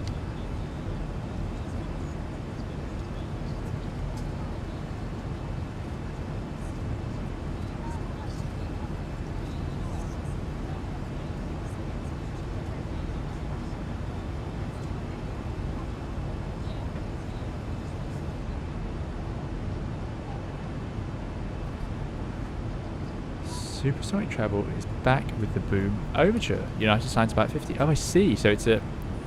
Yeah. Oh, I see. So someone mentioned this earlier. Someone said that they'll believe it when they see one flying overhead. Well, I might be tempted to believe that as well. Oh, I'll wait and see it. When I see it go overhead, then I'll believe it. Yeah. Yeah, you hear about supersonic airplanes relatively regularly. They're sort of a part of the news cycle. This is the next supersonic airplane. People love the idea of them. It's amazing. They always seem to capture the imagination, but then sadly they turn into sort of clickbait articles quite often. However, an airline actually signing up to some is more news than normal. Normally it's just a development of a prototype or something. So yeah, I'll have to have a look. It could be exciting. Yeah, agreed, Dougal. Yeah, agreed. Crozer says that's no good. I was hoping Air Travel would said. Well, it might do, but I don't think the UK is going to be involved at this rate. The rest of Europe maybe, America maybe. Daniel says move to a Nordic country and start flying for Scandinavian. Yeah, yeah. I see even as well, a lot of places are getting it under control, aren't they? And then opening up a bit. Dear. Giuseppe says I need to go to Japan in October for work, and I have no idea whatsoever whether or not I'll be able to go. Yeah, that could be a tricky one. October's, yeah, that could be a little bit tricky. Yes, Russell's been very very careful to get around the Streamlabs there. Excellent.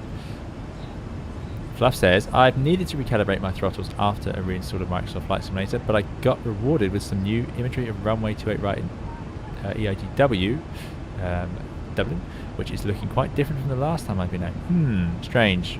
Yeah, make sure you've got the UK update pack and the Ireland update pack installed. So you need to go to the options or the content manager and make sure you install all the updates. Maybe it didn't re-download them when you reinstalled Microsoft Flight Simulator. Thanks, Alex, for your subscription. Really appreciate it. GW says, I drew a picture of a supersonic plane on a napkin and he got picked up by the news outlets. Yeah, yeah, that seems to be pretty much how it works. Let me have a look. I've got to see this this new aeroplane.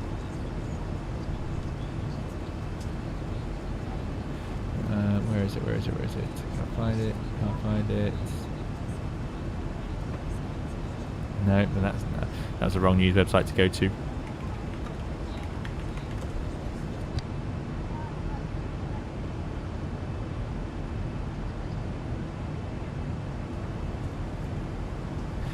Here we go. Right, found it. United eyes supersonic future with deal to buy booms overture jets. So they painted it up in their livery. Nice. Looks just like Concords.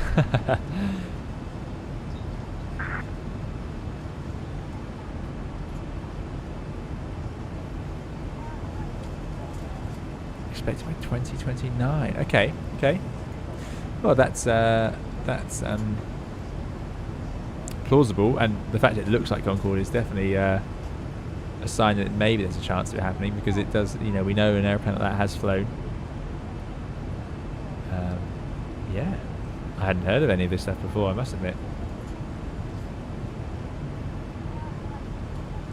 Break it. Yeah, we ran into some issues where my computer was struggling to run Microsoft Flight Simulator and stream it for some reason.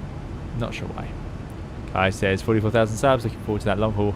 Maybe Melbourne to Los Angeles. Yeah, could be, couldn't it? Or SBGR. Where's SBGR? Yeah, we got there, Kai.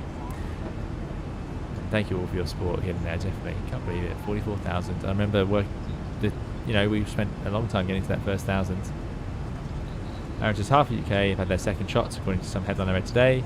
A bit like Australia. Get one case and back to lockdown entire city. Unbelievable. Yeah, I know. Funny thing in the UK is we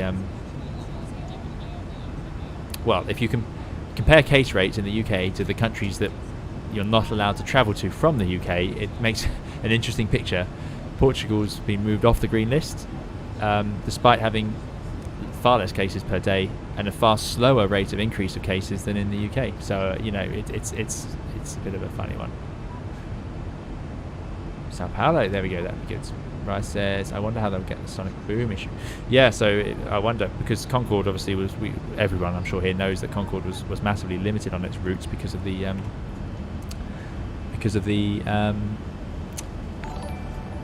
places that would let it fly over, and it could only do it over the ocean, and the noise it made even when it wasn't going supersonic was pretty impressive. Thanks for the subscription.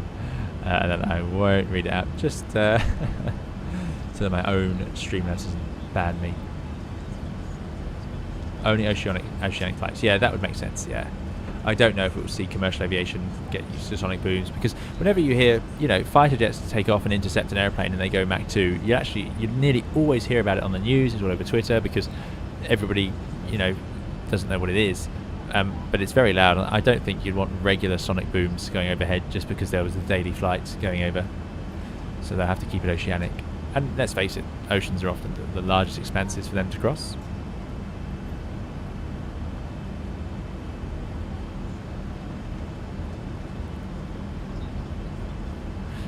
Yeah, I'm looking forward to the weekend's Grand Prix as well. Yeah, should be good fun. Should be good fun.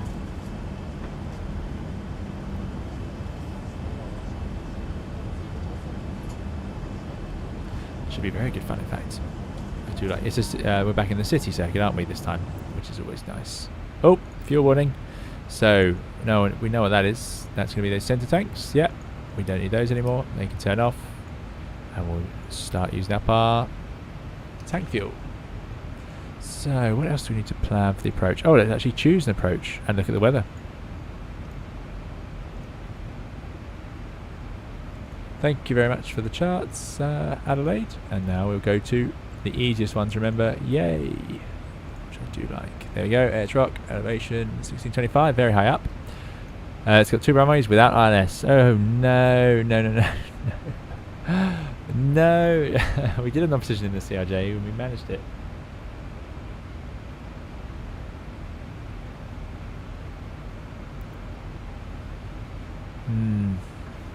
Oh dear. Hi, Big. Window C, thanks for coming. I hope you're doing well. And, yeah. Rice says, I guess I should save up 30,000 for a one-way ticket. Indeed. Indeed.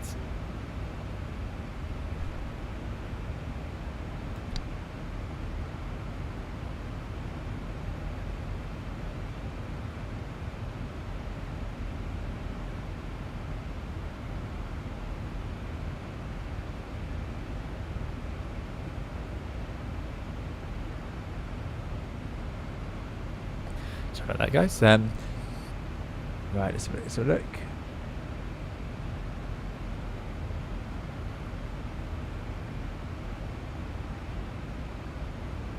Anonymous says, I suggest Moreni direct to AU, runway 13 in use. Yeah, so what's the weather?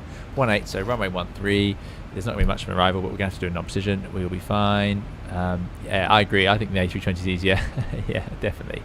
So, RNAV or an NDB. Oh, we could do an NDB. That's pretty old school. That is pretty old school. Oh, no, we can't. We want to land on 13. There's only NDBs for 3. Alright then. Let's hope this works. Now, if I remember rightly, you can basically do it in LNAV VNAV, but we just have to make sure we set this altitude down to the minima, basically, and take over and land. So we're going to work on the basis that's what we want, and we'll just do a visual if it doesn't work. 777 says hello from Australia, slightly late. Hello to you, 777. Thanks for coming along. We're running late anyway. So,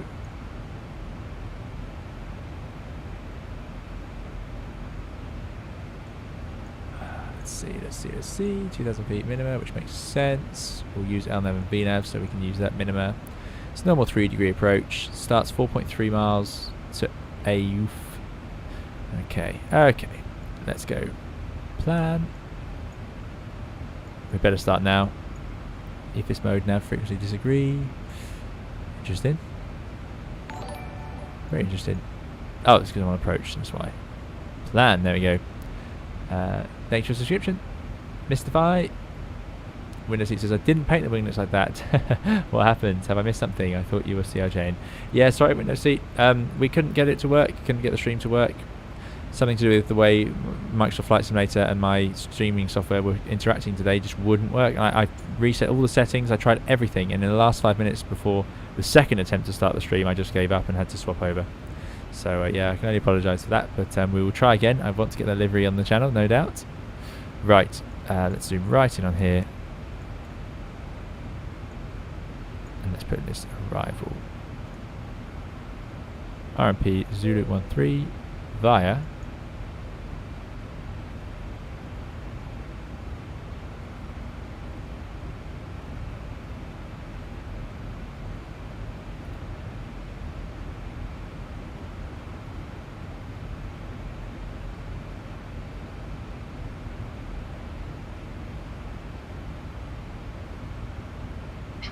Traffic, clear of conflict. there you go, getting TCAS. Apologies for that.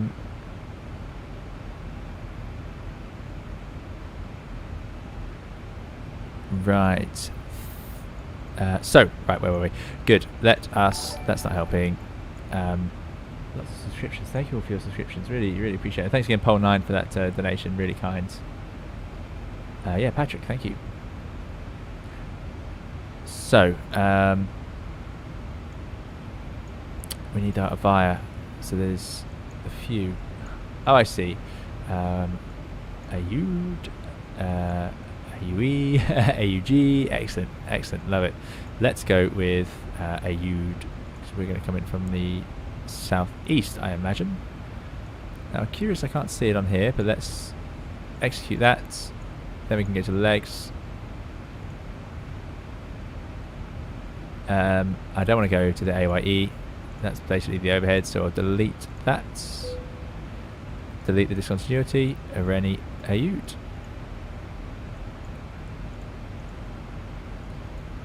execute. There we go. Round and in. That should all work out. Good stuff. So, Big says, hello sir, I have a question which I was searching for years. How you can say I can take off from this runway by looking at its length, and how can you say I can land there? How to calculate? You need a performance calculator, I'm afraid.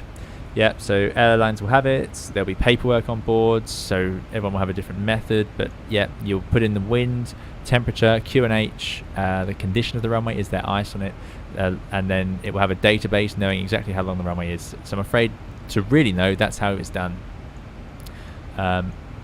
So I look at runway. If I see a runway's 2,000 meters, I know that a 320 or 73 should fit on it.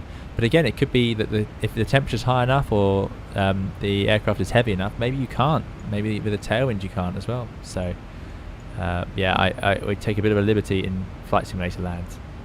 Hey, you're coming from the south. Thanks, Anonymous. Benny says, I swear I have a love-hate relationship with the Airbus autopilot disconnect sounds. It both gives me a heart attack at times as well as goosebumps on short final. Yeah, it's great on short final. Yeah, and you don't want to hear it at the wrong time. My favourite sound, Bennis, is definitely the triple click. I love that sound. The cavalry charge, absolutely, Ewang, yep. It's called the cavalry charge. Good knowledge. Aristocrat is here. Aristocrat says Concorde was restricted in the US because they were salty about not being a leading edge technology. If it had been a Boeing, there would have been no issue.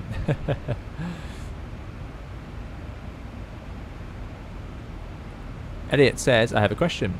When you use the side stick disconnect in the A320, does it only beep 3 times, or do you need to press the button again to cancel the alarm? Oh, that that came up before. You'll need to press it twice to stop the cavalry charge. The reason that is that if you press it once, there's a risk that you didn't mean to, and the alarm will keep going. So you press it again. You'll find most pilots, when they disconnect any autopilot on any aircraft, they'll almost certainly press it twice at least for this exact reason, because all airplanes these days have an alarm that will go for one click. And it all goes back to that accident where an autopilot disconnected, the pilots didn't realise, and eventually the airplane got itself into such a condition that it couldn't be recovered, and it crashed into the sea. So yeah, it's a good idea to have an extra warning. You're welcome, Big. Checkpoint says I have the triple click on my phone for notifications. I like that. I would do that. That's quite fun, but I don't want to hear it all the time because I might start to ignore it. That is a great idea. I hadn't heard of that one before. Very good. Dominic, hello to you. Thanks for coming. Right. Okay. Let's put it in our minima. So we'll do a flat 30 landing. Well, let's check the airport runway actually, just to make sure we know. Having talked about runway lengths, it's pretty decent size. 2,500, yeah, 2,600 meters, no problem. There's no inset thresholds.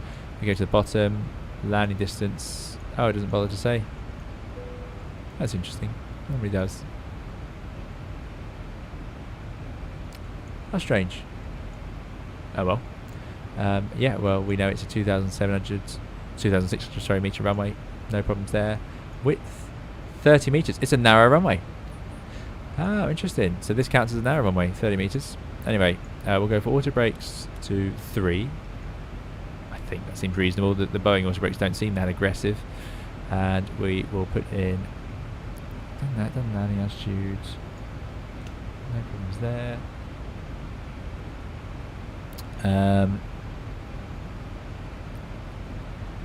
Let's put the minima in. Should we go here? We'll go for radio. Why not? Let's go Barrow. Oh no. There we go, Barrow.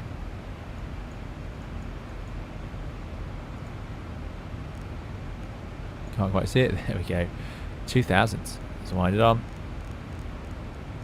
Zoom, zoom, zoom.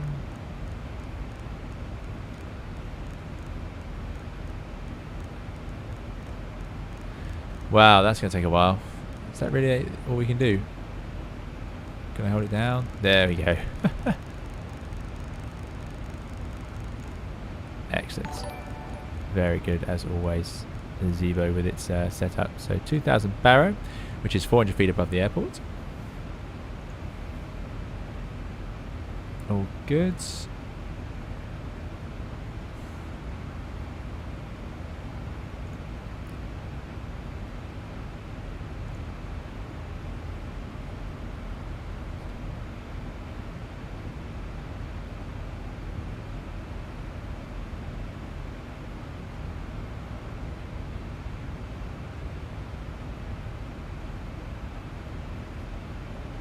And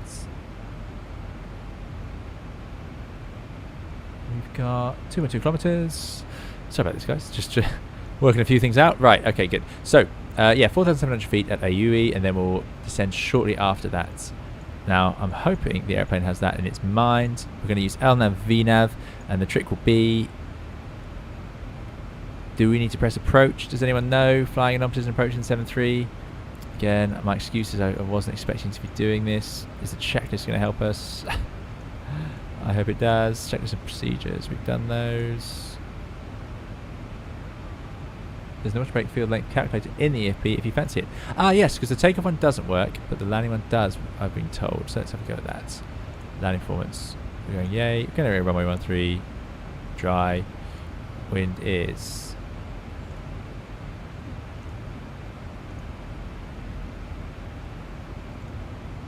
1807.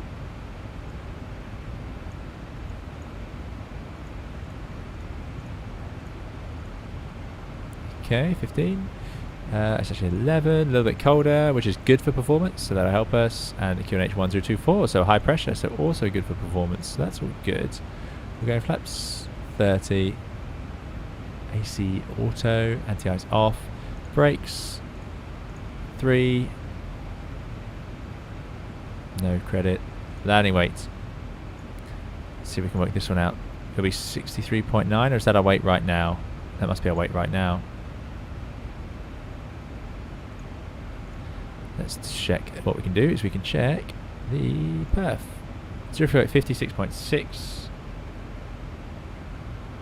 And if we go to progress, we're going to land with 4.4, which gives us a landing weight of 61 tons. Good. So 61,000 kilograms. VREF plus 5. 4 knots of headwind. Okay. So auto brake 1 is a bit too much. Auto brake 3 gives us 1780 meters. There you go. So yeah, the Zibo does have it built in.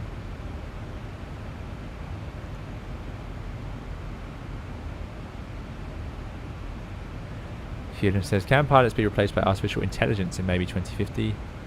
No. No. Not that soon. Don't think you need to push approach. Thanks, John. Yeah, I don't think so either. I feel like LNAV VNAV will work. We've done it once. Oh, I don't think it... Ah! Oh my goodness, there we go. We've done it once in the 757. We had no trouble. It was quite very, very good, actually. I quite liked it. So let's just see. This may give us some clues. Done the landing altitude. We'll do the recall. Yep, that's all good. Approach VUF page, enter. Which we... Oh, we haven't done that. About 30, 147, there we go. Done. Minimums. We're not using any radio aids. Auto brake is done. That is complete. So the next one will be the approach. But it should, I'm hoping. Landing VNAV, here we go. LNAV or lock will be an LNAV. 2 miles before the FAF, MTP out, set. So you set it to your decision height, you've got to put it below you. Yeah, which is quite confusing to me. Put the gear down, go to 3 greens, about 15, starts which is continuous, speed brake lever arm, speed brake arm, flap lever as directed below 300 feet. So I think it just fly down, yeah, we don't need to press approach. All good, thanks John.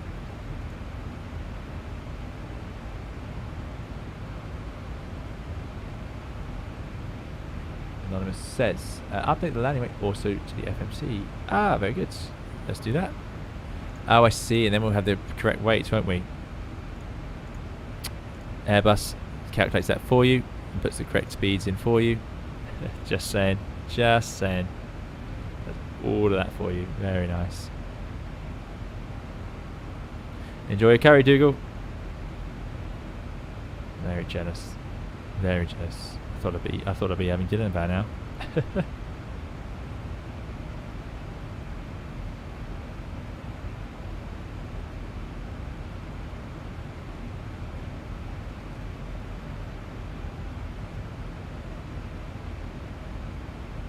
And it says brake to vacate for the A320. Well, I've got a brake to vacate switch now for it, but it sadly doesn't do a whole lot. The 320.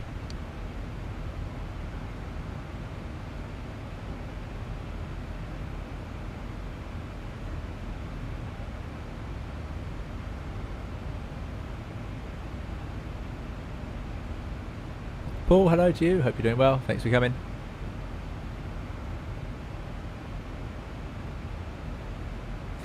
Yeah, Dougal's making everyone jealous. It is that time of the stream where we get onto the food. So let me have a look on that map. Who is our colleague? You won't be able to hear me for a second, but don't worry, I won't be saying anything, and I'm going to look up our colleague.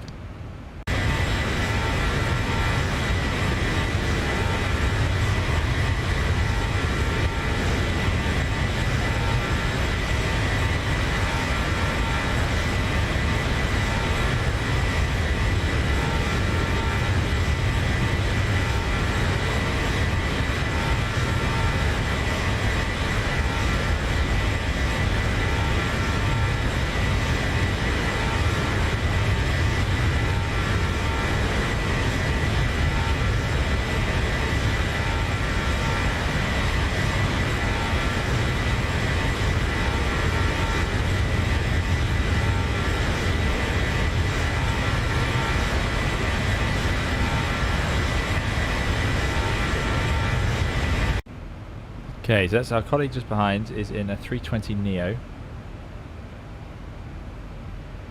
with the same routing. So we seem to be outpacing them slightly at 38,000 feet. Oh, they're at our level now. I see. No wonder we got a TCAS earlier. Probably there they are. There they are. Oh, very good. Yeah, they're right behind us, so that's all good. We can't really go any faster. Basically doing Mach decimal 8. Could go a bit higher though. Now there is somewhere in here that would tell me that. We did find it last time. Maximum flight level we can go to. Nope.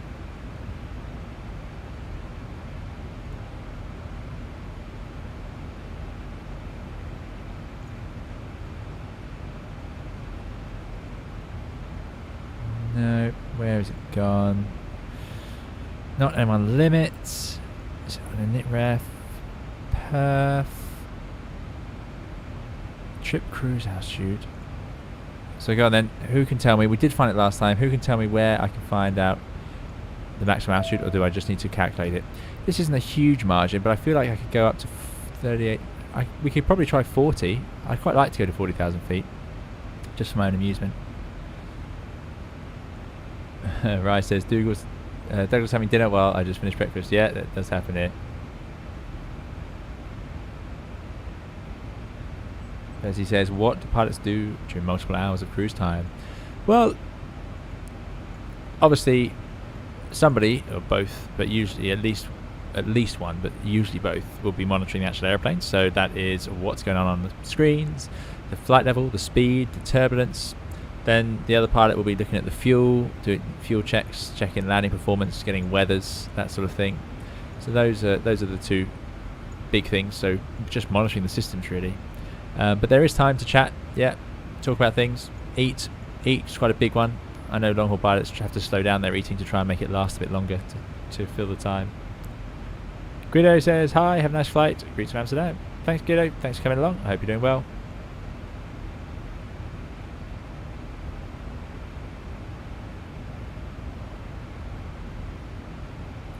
Andy Perry says, there's something in my head from when I used to use P3D with PMDG that you have to select the localizer first, and then when close to approach you have to select approach, not used for years. Yeah, I have heard of that in Boeing's, yeah. Where you would, we're not doing an ILS today, but if you're doing an ILS you do localizer and then the whole approach, VOR lock and then approach. Why? I don't know. Oh yeah, we can reduce the bank angle up here, I suppose, 10 degrees. Let's do a little bit more. But yeah, I don't even know what that is, not even labelled. There we go. But yeah, so I think these days you can just arm it and it will work. I think. Harmony says, what does Mora mean on the new Airbus NDs? Mora, good question. It's going to be a version of your safe altitude, but there's so many different slight tweaks to the wording. So minimum, operational. I'm not sure. I'm guessing that's what it's referring to. Jack says cruise page for optimum and maximum. Aha! Excellent. This is X-Plane to Microsoft Flight Simulator. Yeah, sorry, John, this is indeed X-Plane. Microsoft Flight Simulator was not cooperating today. So, yeah. Optimum max. Ah, no, max is 398. We can't do it. Maybe if we slow down. I don't want to slow down, though. But I think sometimes if you slow down, you can get up a bit higher. But yeah, it's just... I wasn't sure, because this coffin corner is quite small already. That's 10, 20, 30, 40 knots of free space. So yeah, by the time we go up there, that could be down to 20 knots, which might not give us the margin we need. Grazer says, pull the laptop and fly on an X-Plane. Yeah, there you go.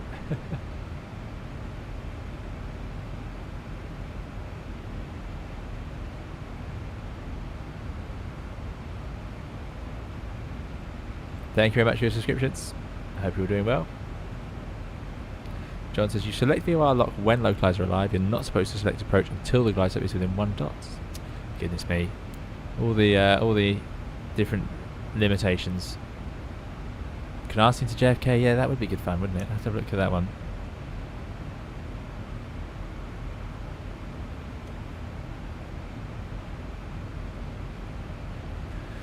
So apparently it comes with the new weather radars. The ND says more plus 40 nautical miles. Yeah, with the weather radar. Oh, now I'm not sure. I've used the new radars. They're very good. But yeah, more will be... I mean, all the displays will show the safe altitude of some variety, but there's just different definitions of what they are. Phil, thanks so much for a $20 donation. Really kind, Phil. Phil's a great stream as always. Someone mentioned the Toliss update. Time to dust off the 321 NEO. Thank you, Phil. Really appreciate it. Very kind. Thanks for contributing all these times to the channel.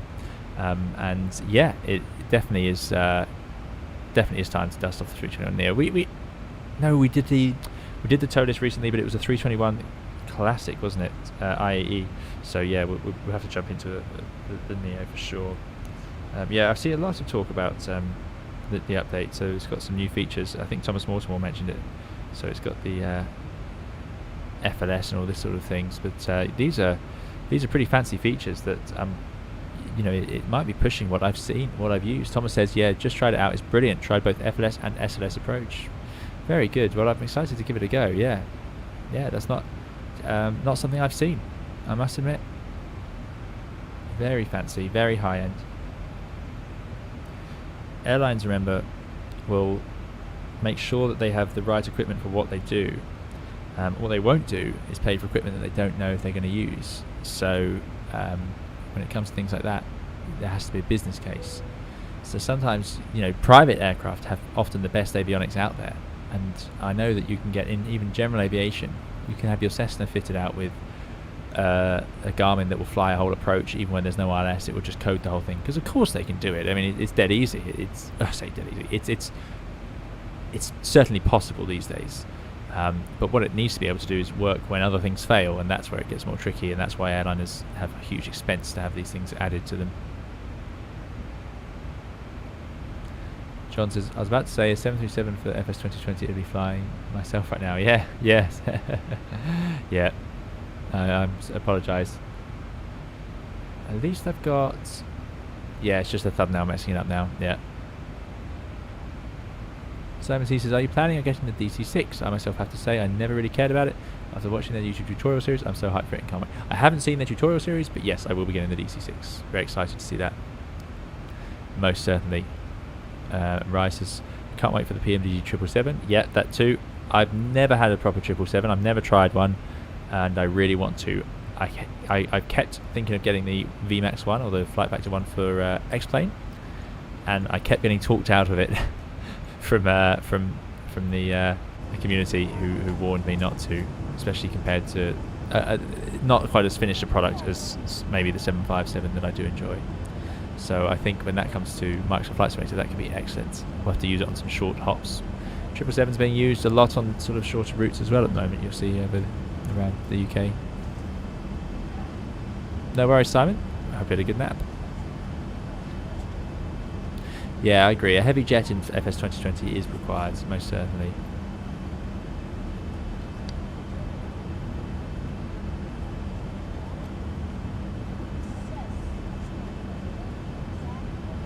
Oh, into the Airbus you can insert waypoints. Wow, it's not something we do very often. You can either type in the coordinates. I'll have to do a little video on that, check it works in the Toliss. You can type in the coordinates if you know the coordinates, or you can type it in with relationship to where you are, so or a waypoint. So you could choose, you do a like a point, then a bearing and a distance with slashes, and then it will put a point there. It's quite clever. Joan and Christian, thanks for your subscriptions. Jesus says, you think my computer with 8 GB RAM and an i5 11th could run Microsoft Flight Simulator 2020? Does it have a graphics card? 8 GB of RAM could be a bit tricky though. Could be a bit tricky.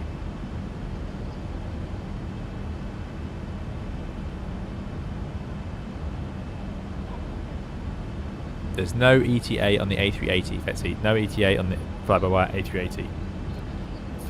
They're working hard at it, but there's no ETA on it yet. Rosa says, I haven't flown the 777 in Sim since Microsoft Flight Simulator 2002. Yeah, it came included with 2002, didn't it? Yeah, I remember that. I never had 2002, but I did have a go on it, and I was always very jealous of the people that did have it. I had 98. I didn't have 2000. Maybe I did have 2002. Not for long though, and then I got FSX. I think that's what happened. And he says the PMDG 777 for FSX was incredibly good. Really wish we had one of that in quality in X-Plane. Yeah, that would be good. Thanks for subscription, Jesus. Rakon says, do you lose GPS signal in modern airliners due to weather? Is that still a thing? No, not due to weather. Due to jamming and so on, it's possible. So that's why we can't rely on GPS. And it's a bit uncomfortable if you go to an airport with only GPS approaches. That's not that great. It's nice to have the backup of being able to use the IRS navigation, something like that. Tom, Iris, thank you very much for your subscription. John says the PMDG 777 is the benchmark for heavies in the community, but I'm hoping for a nice 380. Yeah, I think I really, it's time we have a 380. We never had a full-on 380, so it's definitely time for that. Most certainly, that is going to be exciting. Yeah, if you are enjoying the video, do please hit the like button. We're doing quite well actually. 187 of you watching. Thank you all for watching and staying along, and 161 likes. Hello. First officer's arrived to complain. She's been enjoying the hot weather, and now she's rolling around on the floor right underneath my seat.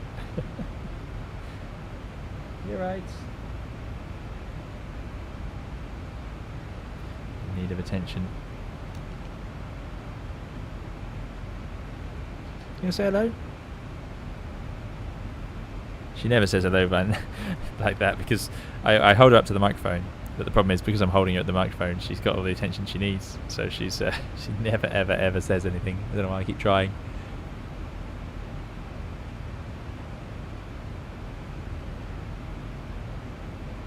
.320 heading, yeah, we were at least. Are we being? I suppose we haven't had a TCAS. We are so close. I mean, that's 10, that's 5. So that traffic, let's have a look.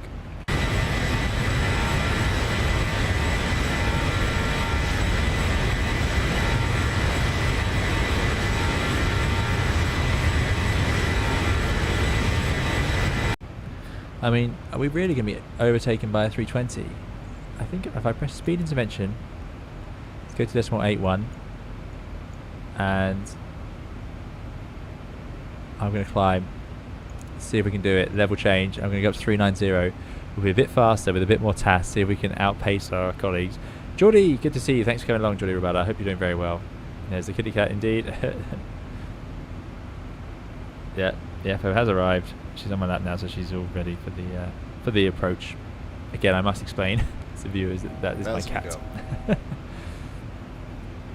Guys says, can we have a cat cam? We could, but she's She appears for just a few minutes usually of the stream these days. I'm sure she'll get bored by the time we're on approach.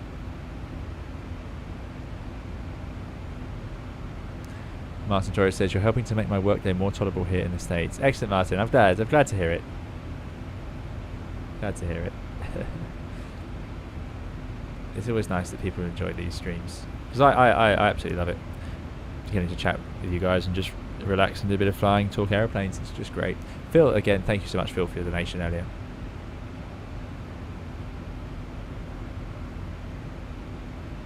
A330 later this year, apparently, from Aerosoft. That'd be good. Jack says, 2004 Century of Flight was my first flight sim. My PC had a hard time running it. Oh, yeah, it was hard. Definitely difficult to run that one.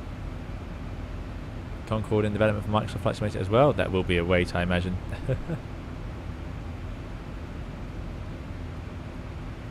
There's 390. MCP speed, out holds.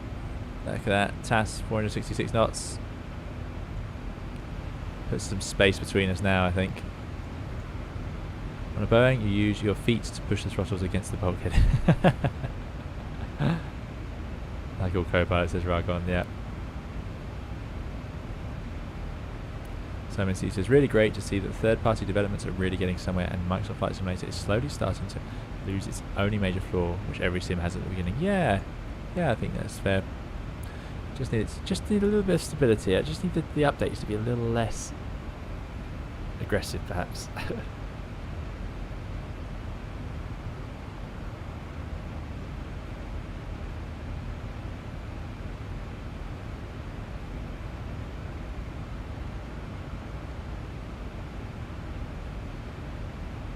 Aristocrat says, are you sure whoever you're racing does not have a dodgy tailwind? We should find out. Let's see if I put a bit of space between us. I assume they're watching and aren't just flying along purely by coincidence.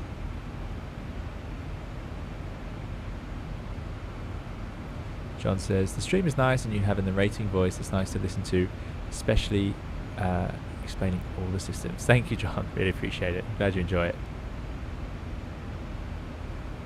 Yeah, you can just kick the throttles all the way forwards. I mean, they're pretty much at the max there, aren't they? Jonathan Fisher. Wow, Jonathan Fisher, thanks so much for your $50 donation. Incredibly generous. Thank you, Jonathan. Jonathan says, love your videos. Keep up the awesome videos and streams. Thank you, Jonathan. That is incredibly kind. I never know what to say to these donations, especially one so generous. Thank you so much. That's really appreciated. Thanks for, as I always say, thank you for supporting the channel. I like that YouTube reward you with a proper sort of magenta colour badge, so that's good. And yeah, I'm really glad you've been enjoying the videos, Jonathan. Thank you for coming along today. Thank you for supporting us, especially with such a. That'll be our colleague climbing up. Then let's get back to a page we can see them.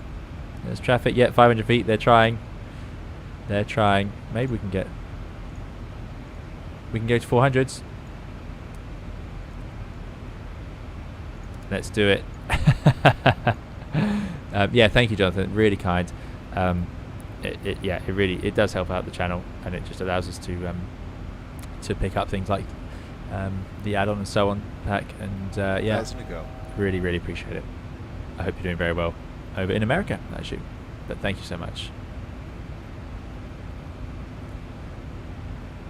Giuseppe says, Microsoft Flight Simulator is actually getting advanced aircraft faster than any other sim in history, and not by a small margin. Yeah, I could believe that.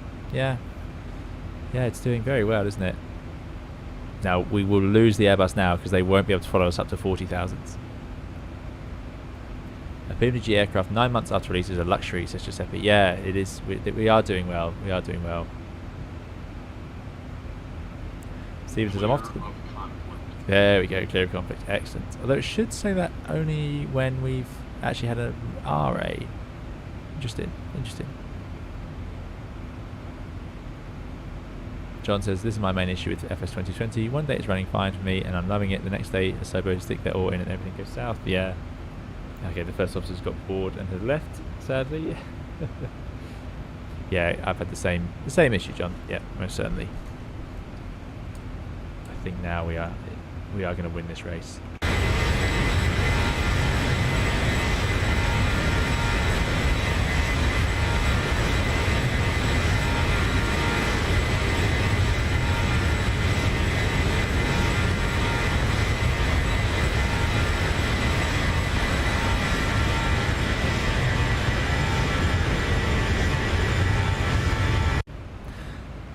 think there's a very, very gradual sign of us pulling ahead there. We shall see. We've done this before, and then it all falls apart if we have to try and dive into our destination. So what have we got now? We got 160 miles to top of descent. All looking good.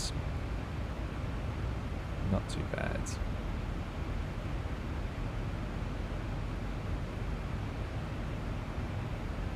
The Harmony, I won't specify exactly where I did my training, just because it's just a bit of privacy. I did a very standard sort of route though. Yeah, we are in a proper race. Gabriel, yeah. And Rise says they plan to have their whole roster of planes by the beginning of 2022, which is super quick for PMDG. Yeah, that is. I remember it took them years to develop those aircraft for FSX, so they must have found a way to convert them, which is good news for us, most certainly. Stephen is off to the right with an 88 knot cross headwind. Yeah, we've got 92 knots here. Yeah. Dana J says, can't wait for an ATC video. Would be nice to see what kind of shorthand you use and to remember instructions. Yes, of course. Yeah, sorry. It's taking me ages, isn't it, to get around to these.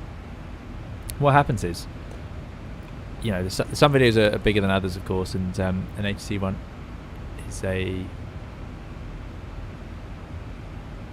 an interesting one. I've had a few very helpful suggestions from the community as to how they'd like to see that done. I need to have a proper think and dedicate a bit of time specifically for that video. I tend to be a little bit ad hoc with the videos, as long-time viewers are well aware, I'm sure, where you might see our colleague at the back actually, where I come up with them and make them almost on the day, and then it takes me probably another day to sort of process the video and finish editing and get it sent out. But that one will take a bit more planning, so I must make sure I get it right. Some videos, I don't think we'll be able to see them because the Zibo is very fussy about where the camera can go. There they are. You can just glance at them down there. I think they're actually gaining on us. Yeah, well, that can't be right. We can't go any faster or higher. And that's an Airbus, so it should be falling behind at this point. They must have a slightly better wind than us. We are about to make the A2, indeed.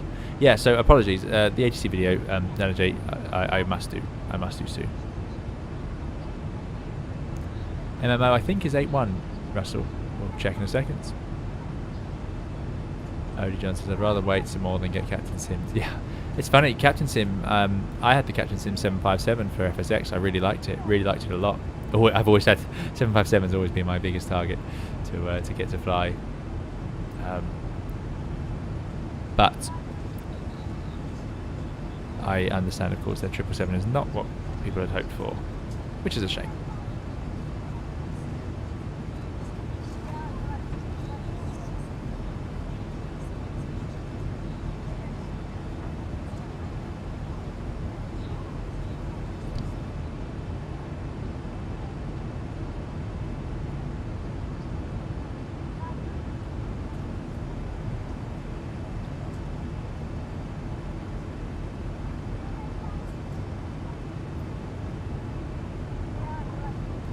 There we go. They are most certainly ahead of us.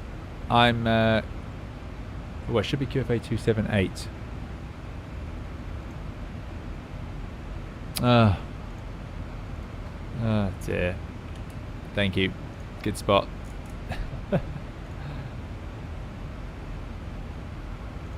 there's not much more we can do here. 8-1 is as good as it's going to get. 8-2 maybe. Thanks, Sanjay. Thanks, yeah. Yeah, and then I get, so the videos are a bit ad hoc, and then of course some other opportunities come up, like whether it's previewing a new airplane or something new is released that we want to see or people are asking to see. And it's amazing how, although it doesn't feel like it, you think, well, there can't be that much news in Flight Simulator land. There's always something else, which makes it a little bit tricky. Yeah, 8-2. We seem to be okay at 8-2. That's good. Yeah, there always seems to be something else ready to get in the way. Not get in the way in a bad way, but just fill the time. It's either Airbus overspeed, not listening. Yeah, exactly, yeah.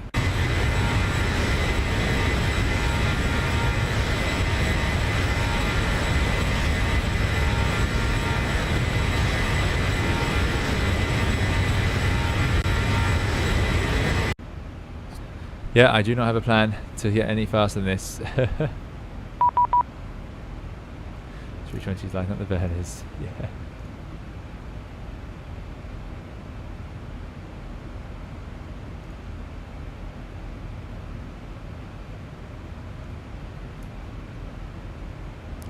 Certified Dynamite says, would the CEO do better in a race against the 737 than the NEO, or is there no real difference? The NEO, no, there's no difference to the limits on the airspeeds, so it wouldn't matter.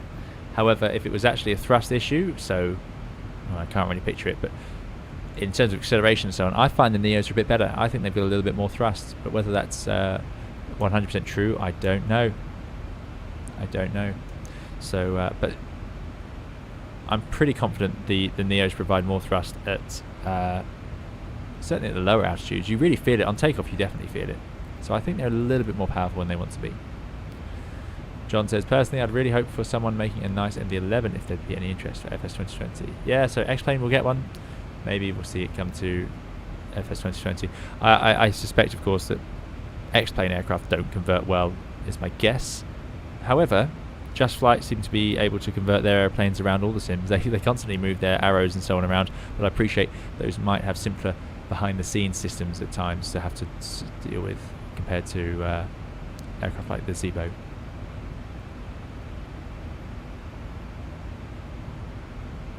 Ah, thanks, Jack. So there is a way to modify the camera to get through the windows. There you go. Thanks. You guys have all the knowledge, as always. It's flapping as fast as possible, says Rakon. Yeah, agreed. It is indeed, isn't it?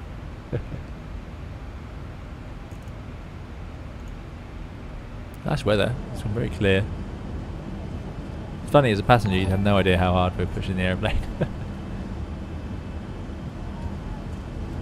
John's going for dinner. John, enjoy your dinner. Thank you for coming along.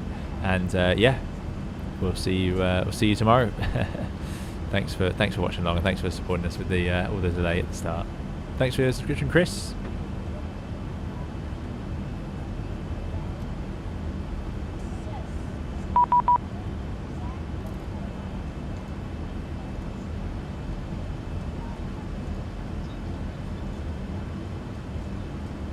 C. Johnson says traffic on your 1 o'clock. Yes, it is. It is indeed. Don't think we're going to beat it. We're even catching up with our colleague in front, I think, a little bit. It's all going to be about the descent now. Who can manage the descent? We're going to start from basically the same position. The only problem, of course, is I'll need them to descend first. I won't reveal my descent plan. Thanks for subscriptions. Really appreciate it. This livery, I think this livery came with the Zibo, funnily enough. I don't think I downloaded the Qantas livery, because I don't think I've flown the 73 in Australia yet. Did our first Canada flight recently, for those of you who've seen it. And tomorrow, the Thrustmaster add-on video will go live. Yep. Coming very soon. What does this do then? Lower DU. Oh, we can make it at the engine primary display, or we can make it into a navigation display. Oh, that's quite fun. Very good. Okay, I can see why. So that's if this one breaks or if this one breaks, we can put both of those down here. So what if this one breaks? We can put the PFD. Oh yeah. Why? Not sure why. Maybe that uses an alternate display system. Oh, I like that. You can see the fingerprints. Yeah. We can also make that one the engine primary. We can make it into the PFD. Yeah, I'd expect to have that. And we can have the MFD. Very good. Yeah, pretty straightforward.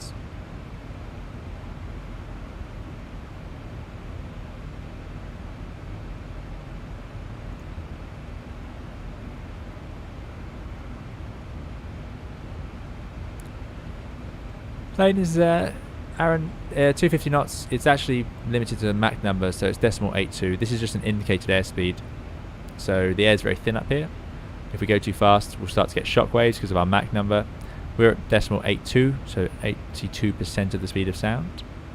Our true airspeed, our actual airspeed, is 469 knots, so we're going through the air very quickly. It's just very thin, so it doesn't show up. There's not enough pressure on the pitos, so you get this sort of lower indicating airspeed, but we always fly on indicated airspeed because of course that is what we, you know, stalls and so on will be based around. Oh, we are definitely catching this traffic now.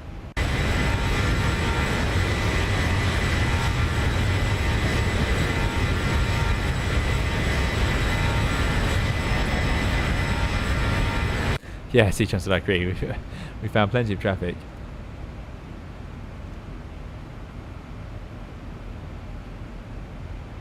Scott Shook says, thank you very much for your $1 donation. Really appreciate it, Scott. Scott says, cheers from Arizona, USA. Feels like it's been forever since I've caught a stream. Yeah, it's been a while. So thanks for coming along, Scott. And thank you for your donation. Really appreciate it. I hope you're doing well in America. America looks like it's, yeah, doing quite well these days, which is great news. Thanks for the from Tommy. And of course, thanks again to Jonathan Fisher for your $50 donation. Really kind. Yeah, we've got loads of traffic. Andy says you get 2 Qantas deliveries with it, modern and retro. Oh, no, you're joking. Was the other one retro? Oh, well, I went with the modern. I set up... Oh, that should be here. I set up this stream with... Oh, there's our traffic. We're in formation now.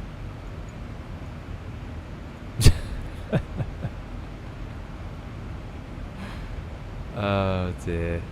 Yeah. This is the problem with flying in the empty vacuum skies. Yeah, so the what was I saying? Yeah, I would have chosen the retro livery, of course, but I had such little time to prepare. That's my excuse for that.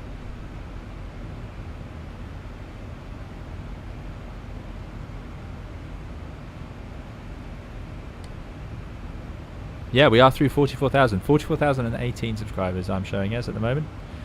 Incredible. Thank you so much.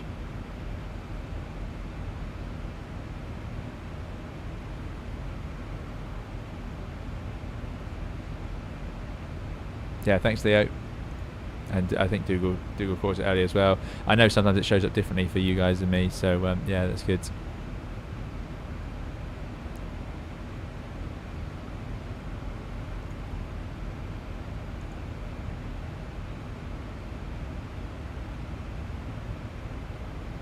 CDA all the way to threshold should be a winner. Yeah, that's the plan, Russell. We'll see. Giuseppe says, is it actually okay to fly that close? Oh, there's clacks. That's too much.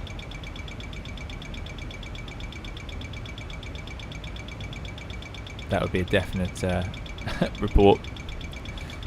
I didn't know how good. Look at that. Didn't even change the knot. It triggered it. We better sit here. We better sit at 8-1. Is it okay to fly this close to traffic, Giuseppe? No, definitely not. This is completely ridiculous. I mean, it's done on times and at these altitudes. So if we're at the same level, there'll be a certain time we have to be separated by each other. The traffic below is absolutely fine.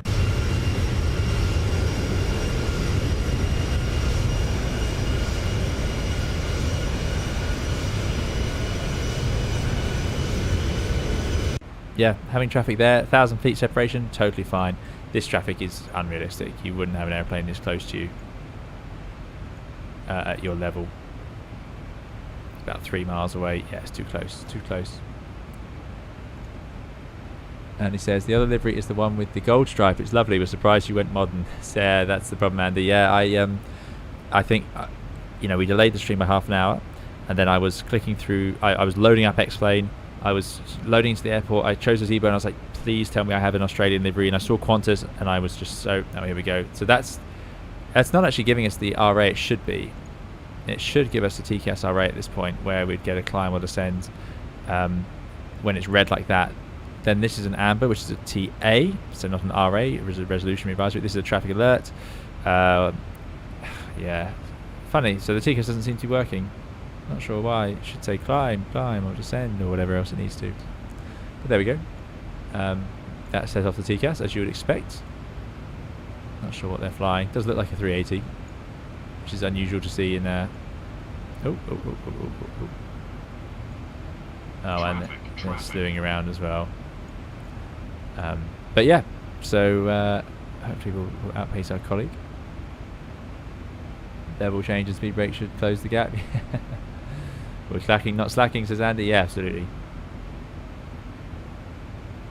Wake turbulence from a 380 would be very bad, right? Yeah, absolutely. And that'd be another reason not to be this close, if not the main reason, to be honest.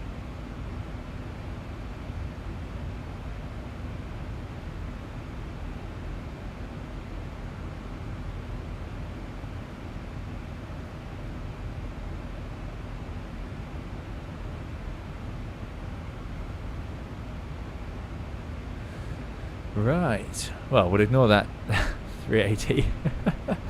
Might as well be on the Microsoft Flight Simulator group servers. Let's update our heading bug. We're going to Ayers, which is going to be great. That's where we want to be.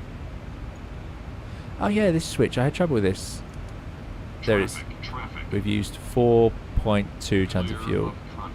So that's all looking good. And we'll start our descent soon. Just the 40 miles to go.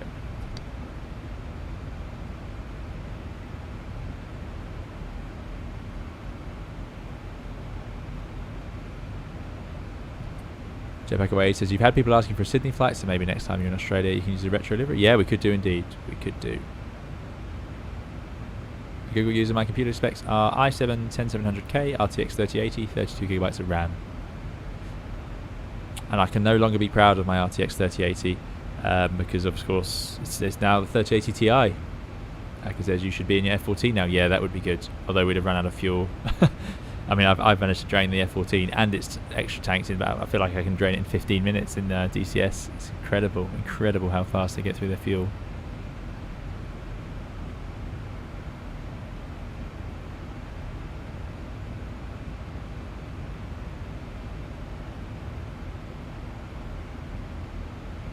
Traffic.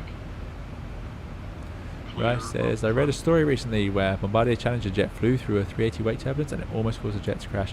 Pretty crazy. Caused a complete dead spin and nosedive. Wow, a spin! That's incredible. Yeah. So for those of you who don't know, the Bombardier Challenger, the Challenger is a it's basically a CRJ but shortened. It's a private jet version. Although there are some quite long ones now. But yeah, it's wake turbulence is incredibly powerful, and you really feel the you really feel it when you fly through it. It always hits suddenly as well.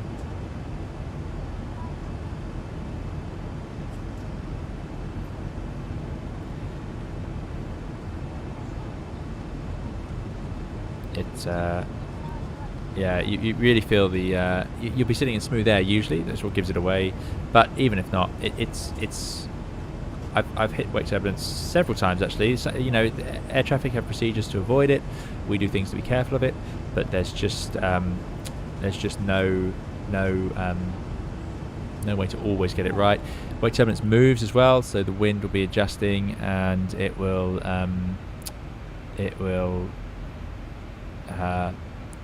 go down from the airplane and it will go out when it reaches the ground and all sorts of things like that.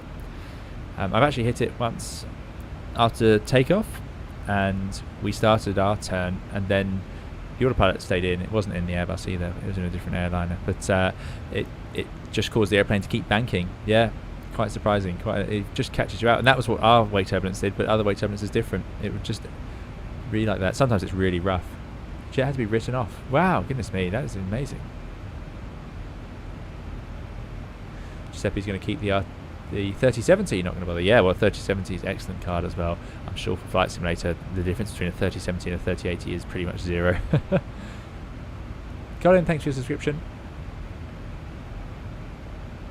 And Aristocrat says, a bizjet almost got knocked out of the sky by a 380 despite having the correct altitude separation. Yeah, so even if you have the correct separation, sometimes the conditions just play out like that.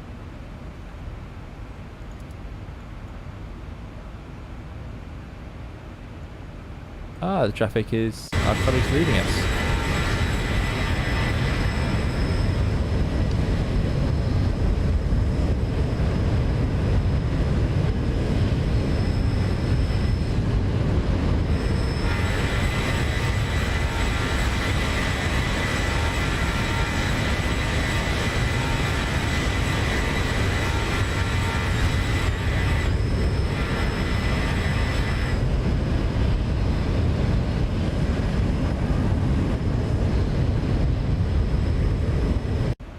Well, I can't see anyone now. They're all on TCAS.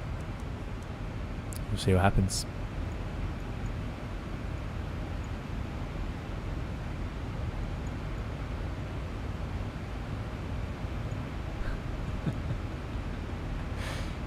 Oh dear.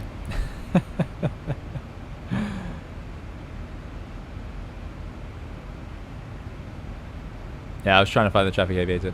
I was trying. Zero says, zero SOP violations. Great username. Says, is it actually possible to use reverse thrust while airborne, or is it somehow secured? No, to be secured, the 737 below 10 feet rad outs, you can deploy it, I believe. Although I don't think you're supposed to. But yeah, no. Otherwise, yeah, no. The airplanes don't let you deploy them. They'll have criteria that let them deploy them. Togo, good to see you. Togo says, haven't been around for a while, but happy to be back on board today, Captain. Thanks for coming, Togo. Good to see you back. I hope you're doing very well. Thanks for joining us. Simon C says, I wish all of you a nice stream. I'm now headed out to empty a barrel of a nice cold German beverage.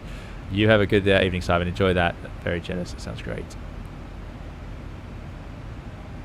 There we go. Pilot guy's got it 10 feet right out. Good. So yeah. Thought in case I made it up.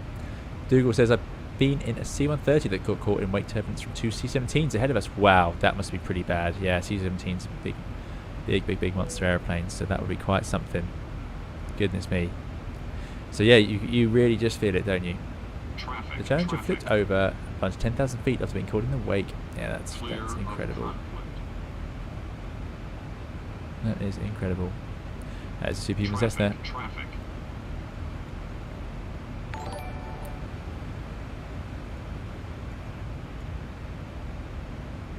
And somehow, 1300 over there. Thanks, Eric, for your subscription. Let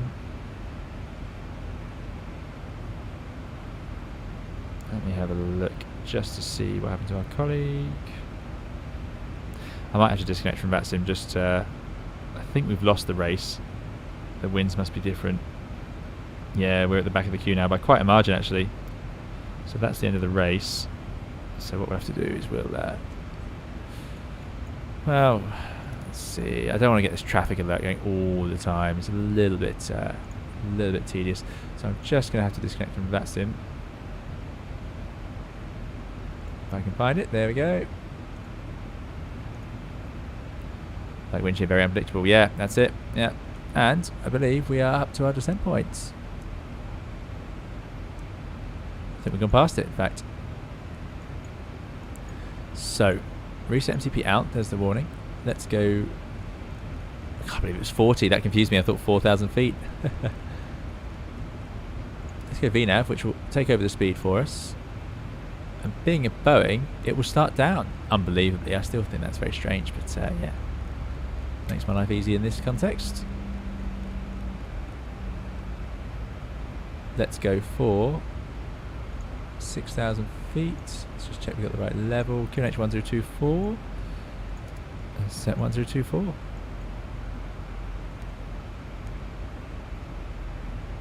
Let's just check the transition altitude. 10,000 feet. Transition level normally 110. So great, down to 6,000, which is only less than 5,000 feet above the ground. But we're getting down to 47 by Ayers. All working out. Running a bit high, 3,500 feet high, but it's going to do its best. Oh, wow. That's a bit sporty. That is a bit sporty.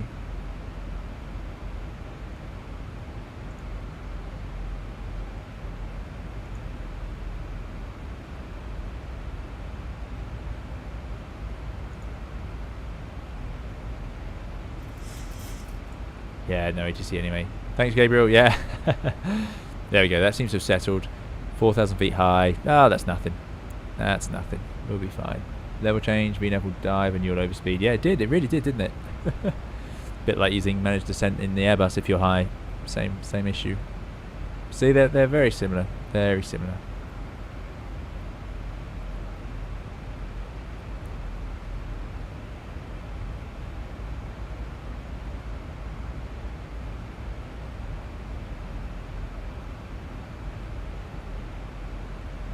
Andy says, where did you manage to get the TTA add-on from? I got it from the Thrustmaster store in the UK. Yep, they had it.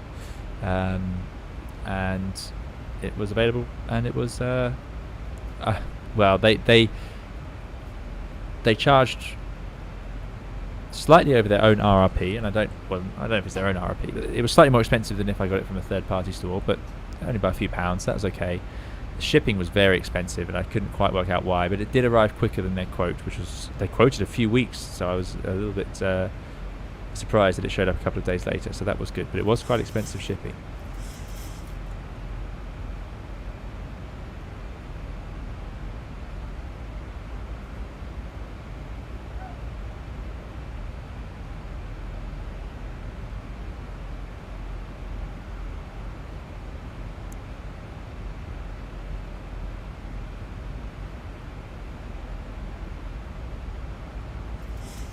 Russell says 737s used to use reverse in the flare in the States. Ah, very good, yeah.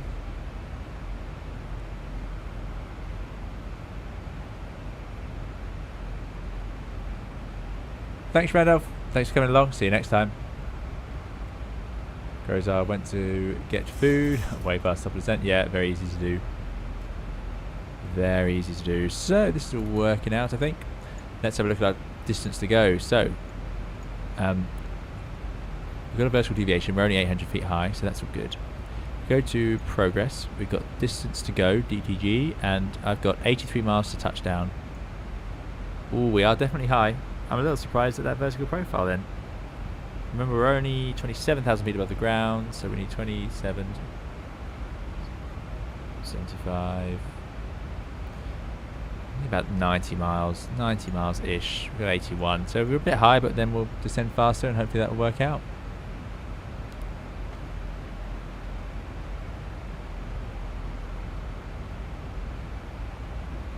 It is really descending. Yeah, that's it. Maybe it did ship from France. Maybe that it did. Rarcon, yeah, that could be a good point. VNAV path, there we go. It's engaged or captured the VNAV, so it should pitch up. There it goes. Yeah, thanks to the mods. Thanks for looking after us today. It's been a bit of a mess, hasn't it? So thank you so much, and thanks for coming along, and thanks for sticking with it the whole time. It's yeah, you've really helped out here. Yeah, quite a long stream, this one. Yeah, so yeah, thank you guys. Really appreciate it. My control, says Mr. Martin Thomas.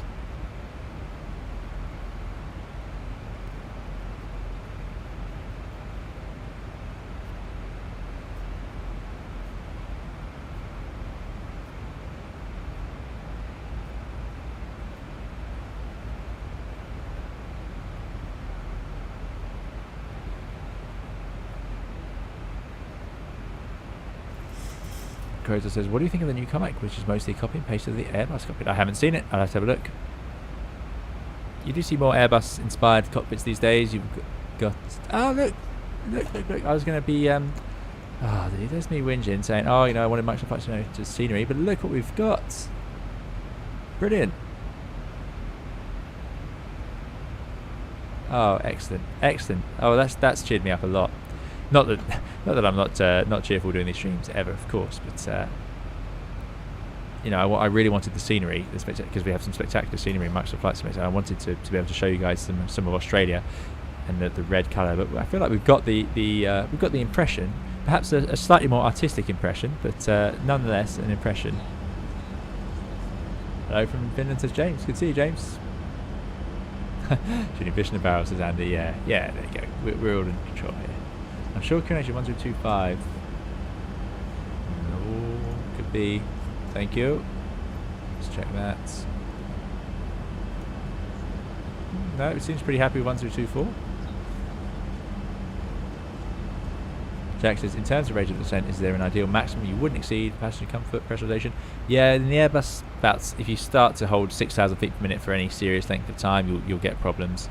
I don't know about the 7.3. Could you get like an off-schedule, sorry, not off-schedule, some sort of message?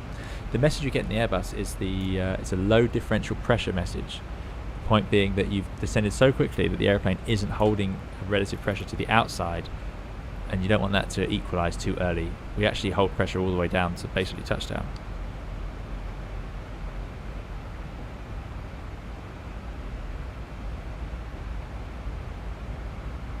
Ronald says, what does the decel point mean? It seems to be out for flaps gear. Thanks for the videos. You're very welcome, Ronald.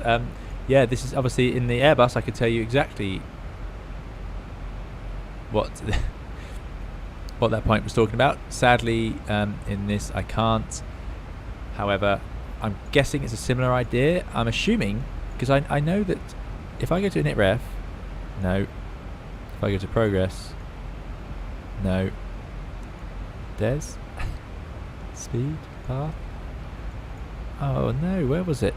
Somewhere there is an option.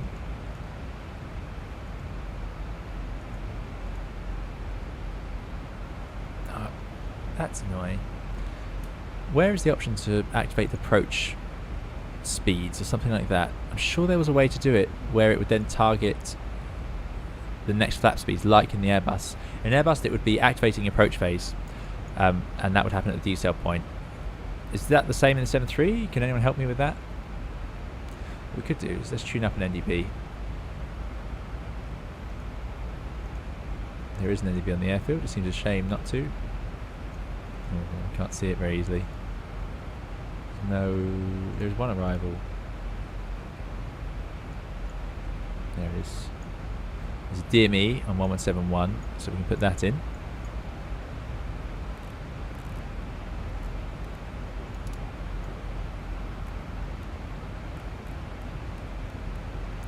Yeah, I'm suspicious that the reason I've had trouble with my 233. I'm suspicious that the reason I've had trouble with my Microsoft Flight Simulator today is to do with the fact I was trying to resolve the VSync problem, and I think I've somehow upset something somewhere in the computer, which makes me so nervous. This is why I don't like changing settings. Oh my goodness, that is really wow. Well, that wasn't quite what I expected. Why has it drawn those lines on for me? So it's done the fix info effectively, which is great, I suppose, but I'm still a little bit surprised. Anyway. Right, we're going down to 4,700 feet, which will be safe.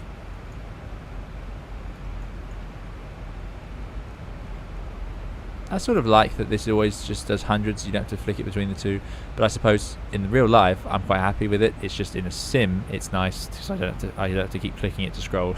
But in real life, I like the Airbus system, choosing between the two. So we're going to go right past it. Oh, excuse me, everyone. Now, am I embarrassing myself, or are we? Is this Uluru here? This is not a very good guided tour.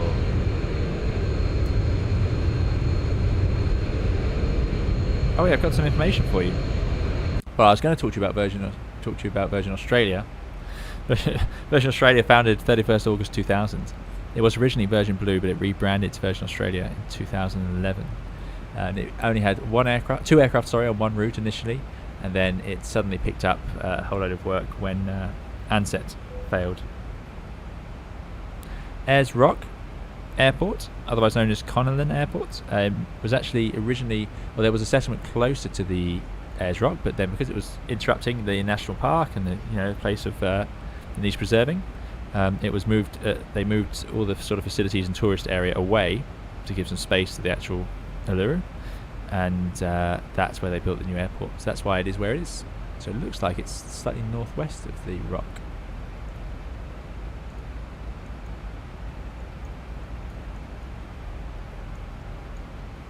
I wonder if we look at the...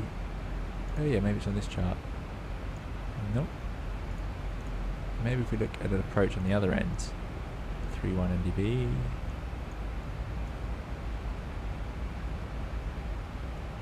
Yeah, this is... I thought it would be very obvious, but of course it's not quite so obvious in X-Plane. The decel is for below 10,000 feet. There we go. It's reducing below that speed down to below 250. There we go. Makes sense. Thanks. You guys know what you're doing. Press index. Check required index.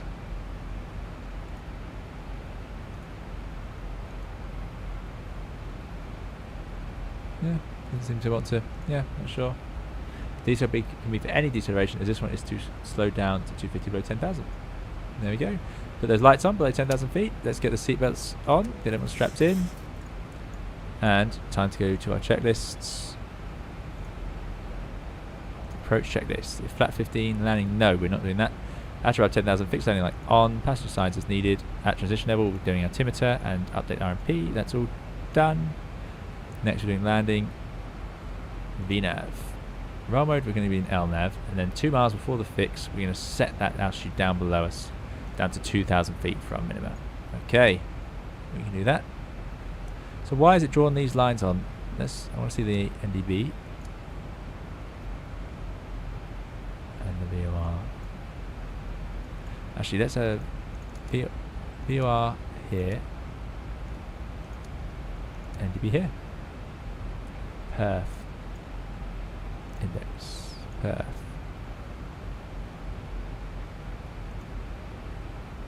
Nope, don't know. Thanks, Rob. Yeah, you guys are all over it for 10,000 feet. Jack says, interesting. I always wondered that sometimes when flying you can feel that extra rate of descent, but I always wondered how much it'll be. When you're flying and you feel the rate of descent, what you're feeling is the airplane starting its descent. You're probably not feeling a high rate of descent. The only time you'll notice it as a passenger, a really high rate of descent, would be when you're starting it. If you sustain 6,000 feet per minute, you wouldn't notice as a passenger. The only thing you might notice is the... oh, that's my throttles misbehaving. The only reason you might notice it would be the steep angle of the floor, basically. Right, get those speed brakes out because that was my thrust levers messing up. I'm zooming down. Zooming way past the rock now. We are well out of the way, which is good. I'm going to turn back round and into the approach. I haven't seen the airport. I hope the airport's here. That could be really embarrassing. I know it's there in Microsoft Flight Simulator. Yeah, it's got course lines, but I don't know what its criteria are for selecting them. Pilot guy says in VNAV path it will slow down to up speed in decel. There we go, that's what I thought so. Okay, there it is, it's slowing down to up speed, which makes sense. So 4,700 feet, we're a little bit high. That's fine. Maxim says, why would you set TCAS down when reaching cruise? I remember you doing this, but don't think I got the reason why. It's just to look below you. It displays traffic further beneath you than if you leave it on normal or above. In above, it shows traffic further above you. However, in both of those cases, it doesn't make a difference to the actual TCAS response. It's just for a bit of situational awareness. Right, we won't use my flap lever because that didn't work. So let's go flaps 1. We're below 250, so flaps going to 1. We're going to need those speed brakes, I think, here. We're going to descend shortly after AUE. We're really fast, aren't we? We are really fast. We can go to flaps 2. I think we can actually go to flaps 5. Yep, flaps 5. Let's get the flaps out. It's going really quite fast, actually, isn't it? Yikes.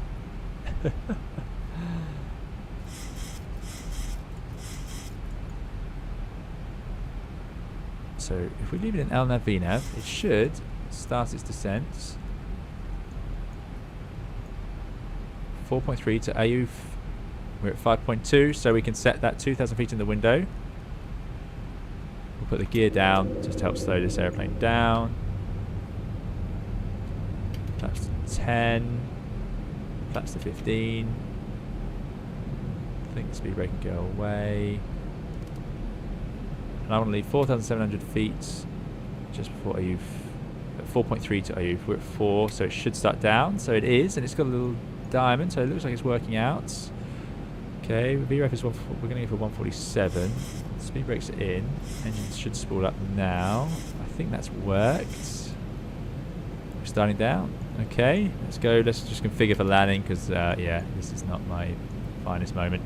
So at 3 miles to O, 4,300, which we are perfect. Oh, it's done a great job, hasn't it? My goodness. Would it add the 5 knots, I wonder, if I leave it in VNAV? So we're doing a flat 30 landing, so I'm expecting it to say 148, which it looks like it is. Fantastic. Oh, I've learned something new today, most certainly. And there's the radio altimeter, which makes sense. 1,500 feet elevation, 2,500. Perfect. So we've done the MCP out, landing gears down 3 greens. Flap lever. Oh, engine start switches go to continuous. Speed reliever armed. Oh yeah, let's arm those. I can do that. Speed brake illuminates. Flat lever as desired. We set the missed approach altitude when we're below it. Missed approach altitude today. Straight ahead, then track 325, climb 47 to 47. So that's a landing check complete. There's a runway. It has a runway. Narrow runway. So narrow runway. What does that mean? It means we will try and flare. It's a visual illusion which will make us probably try and flare early. So what we don't want to do is flare. Sorry, no, let me get this right around. It's a narrow runway, so we think we're higher. It looks like we're further away, so we'll flare late. So we need to try and maybe use that red out a little bit. Parasim, thanks for coming along. I hope you're doing well. Sorry, I've missed a whole load of questions there. I do apologise. But yeah, that was a bit of a rushed one, but there we go. Good. So what happened last time I flew the 73 is that the autothrust came out early. I took out the autothrust, and then I took out the autopilot all at once, which made it very difficult. So that was not such a good idea. So this time we'll try and avoid that. Oh, I'd love to go back to Australia and go here. I've never been here. This would be great. So I haven't landed the 73 in days. I was practicing with the CRJ. So that's. Oh no, it's below 1,000. Too late. I'll stop talking. Oh dear.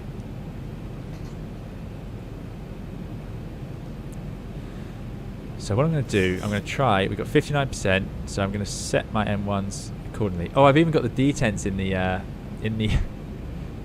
got the detents on the quadrant because I used them for the CRJ. They sound like excuses, so I better stop saying them. So when we're below, I can get to 47. Don't want to mess it up. If I wind it up, does it work? Oh, it does work. There we go. Okay, good. 47. Just in case we go around. Autopilot off. Oh, it's slightly out of trim. There's 2 clicks to keep that there.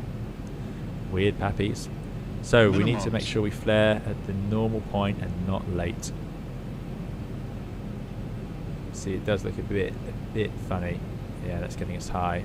That flight guidance is no longer much use.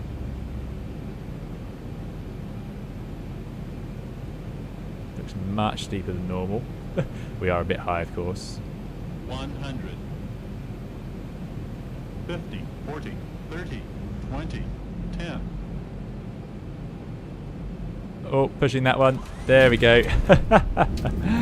There we go. Right, we got the ground spoilers. Reverses are green, and that auto brake is taking effect. It does feel fast, doesn't it? It is. That was such a weird visual picture. We were high, but I don't think we were quite as high as it might have looked at times. But yeah, that was still something else. That was pushing it. Right, get the reverses in. Goodness me. Okay. Here we are. Welcome to grinding to a halt. I wonder if we can turn around on the runway. Let's give it a go. Welcome to yeah, this is Ayers Rock or Uluru Airport.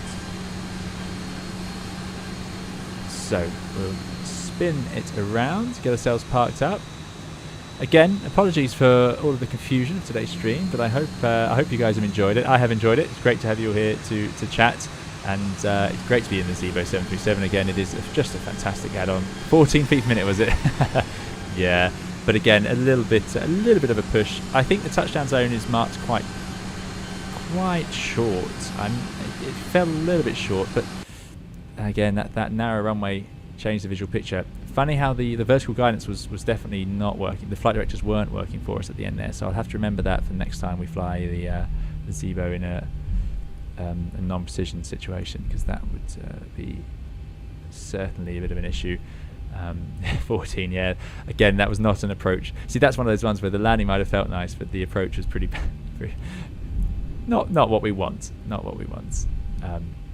Also, yeah, skipping the last touchdown zone marker is another one you don't want to do. But again, I feel like the markings here are a little bit unrealistic. Is my excuse. Right, let's get those flaps up, where you can disarm those ground spoilers. We'll have a replay coming soon. Don't you worry. Don't you worry. I'll just have to angle the replay somewhere where you can't see the touchdown zone markers or the final approach. Start up the APU. I think we can turn these two off. Don't see why we need those anymore. and we'll go and park up. Thanks, Tim. Thanks, Tango Delta. I think that was very much a bit of luck. We have to do this in Microsoft Flight Simulator. Yeah, we will get back into Microsoft Flight Simulator, and we will do a CRJ flight. Maybe we'll fly around somewhere else. Oh, I'm not sure where this line goes. I'm not sure. Let's just put the nose into here. Oh, no, turn left, please. I love the audio is excellent. That will do. That will do, most certainly, I think. Set that parking brake, which doesn't look like it's working. But I think if I spool up, even though that looks like it's down. Yeah, very strange. I'll have to do some fiddling with that. Right, is the APU available? Yes, it is. Let's go on to the APU. Excellent stuff. And flaps are up, speed brakes are down. Disarm the auto brake. Engines off. And this is where it goes pitch back when I get it wrong. Thanks, Daniel. Thanks, Pavel. I hope you enjoyed it. It was like landing on tightrope. Agreed, Jack. Yeah, yeah, that was a bit of bit of an interesting picture, especially when you've got nothing, no scenery around. You've got nothing else to judge things on. You've just got that sort of flat terrain. That can make it a bit strange. Right, and here we are.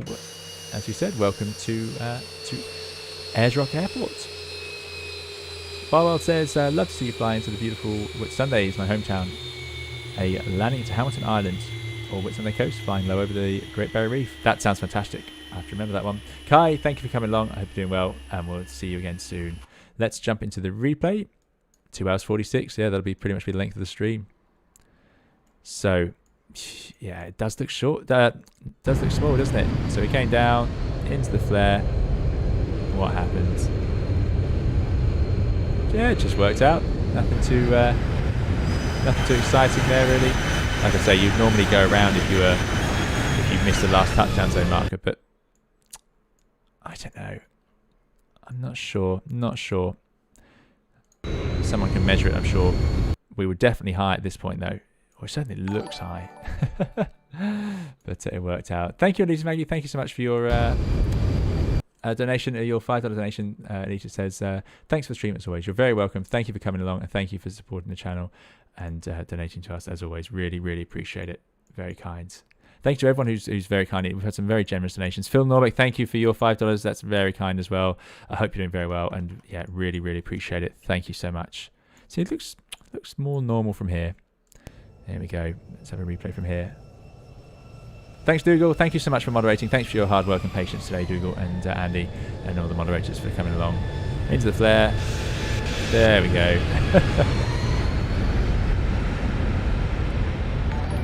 Oh, I like the flaps. Those flaps shaking. That's a great effect. Very cool.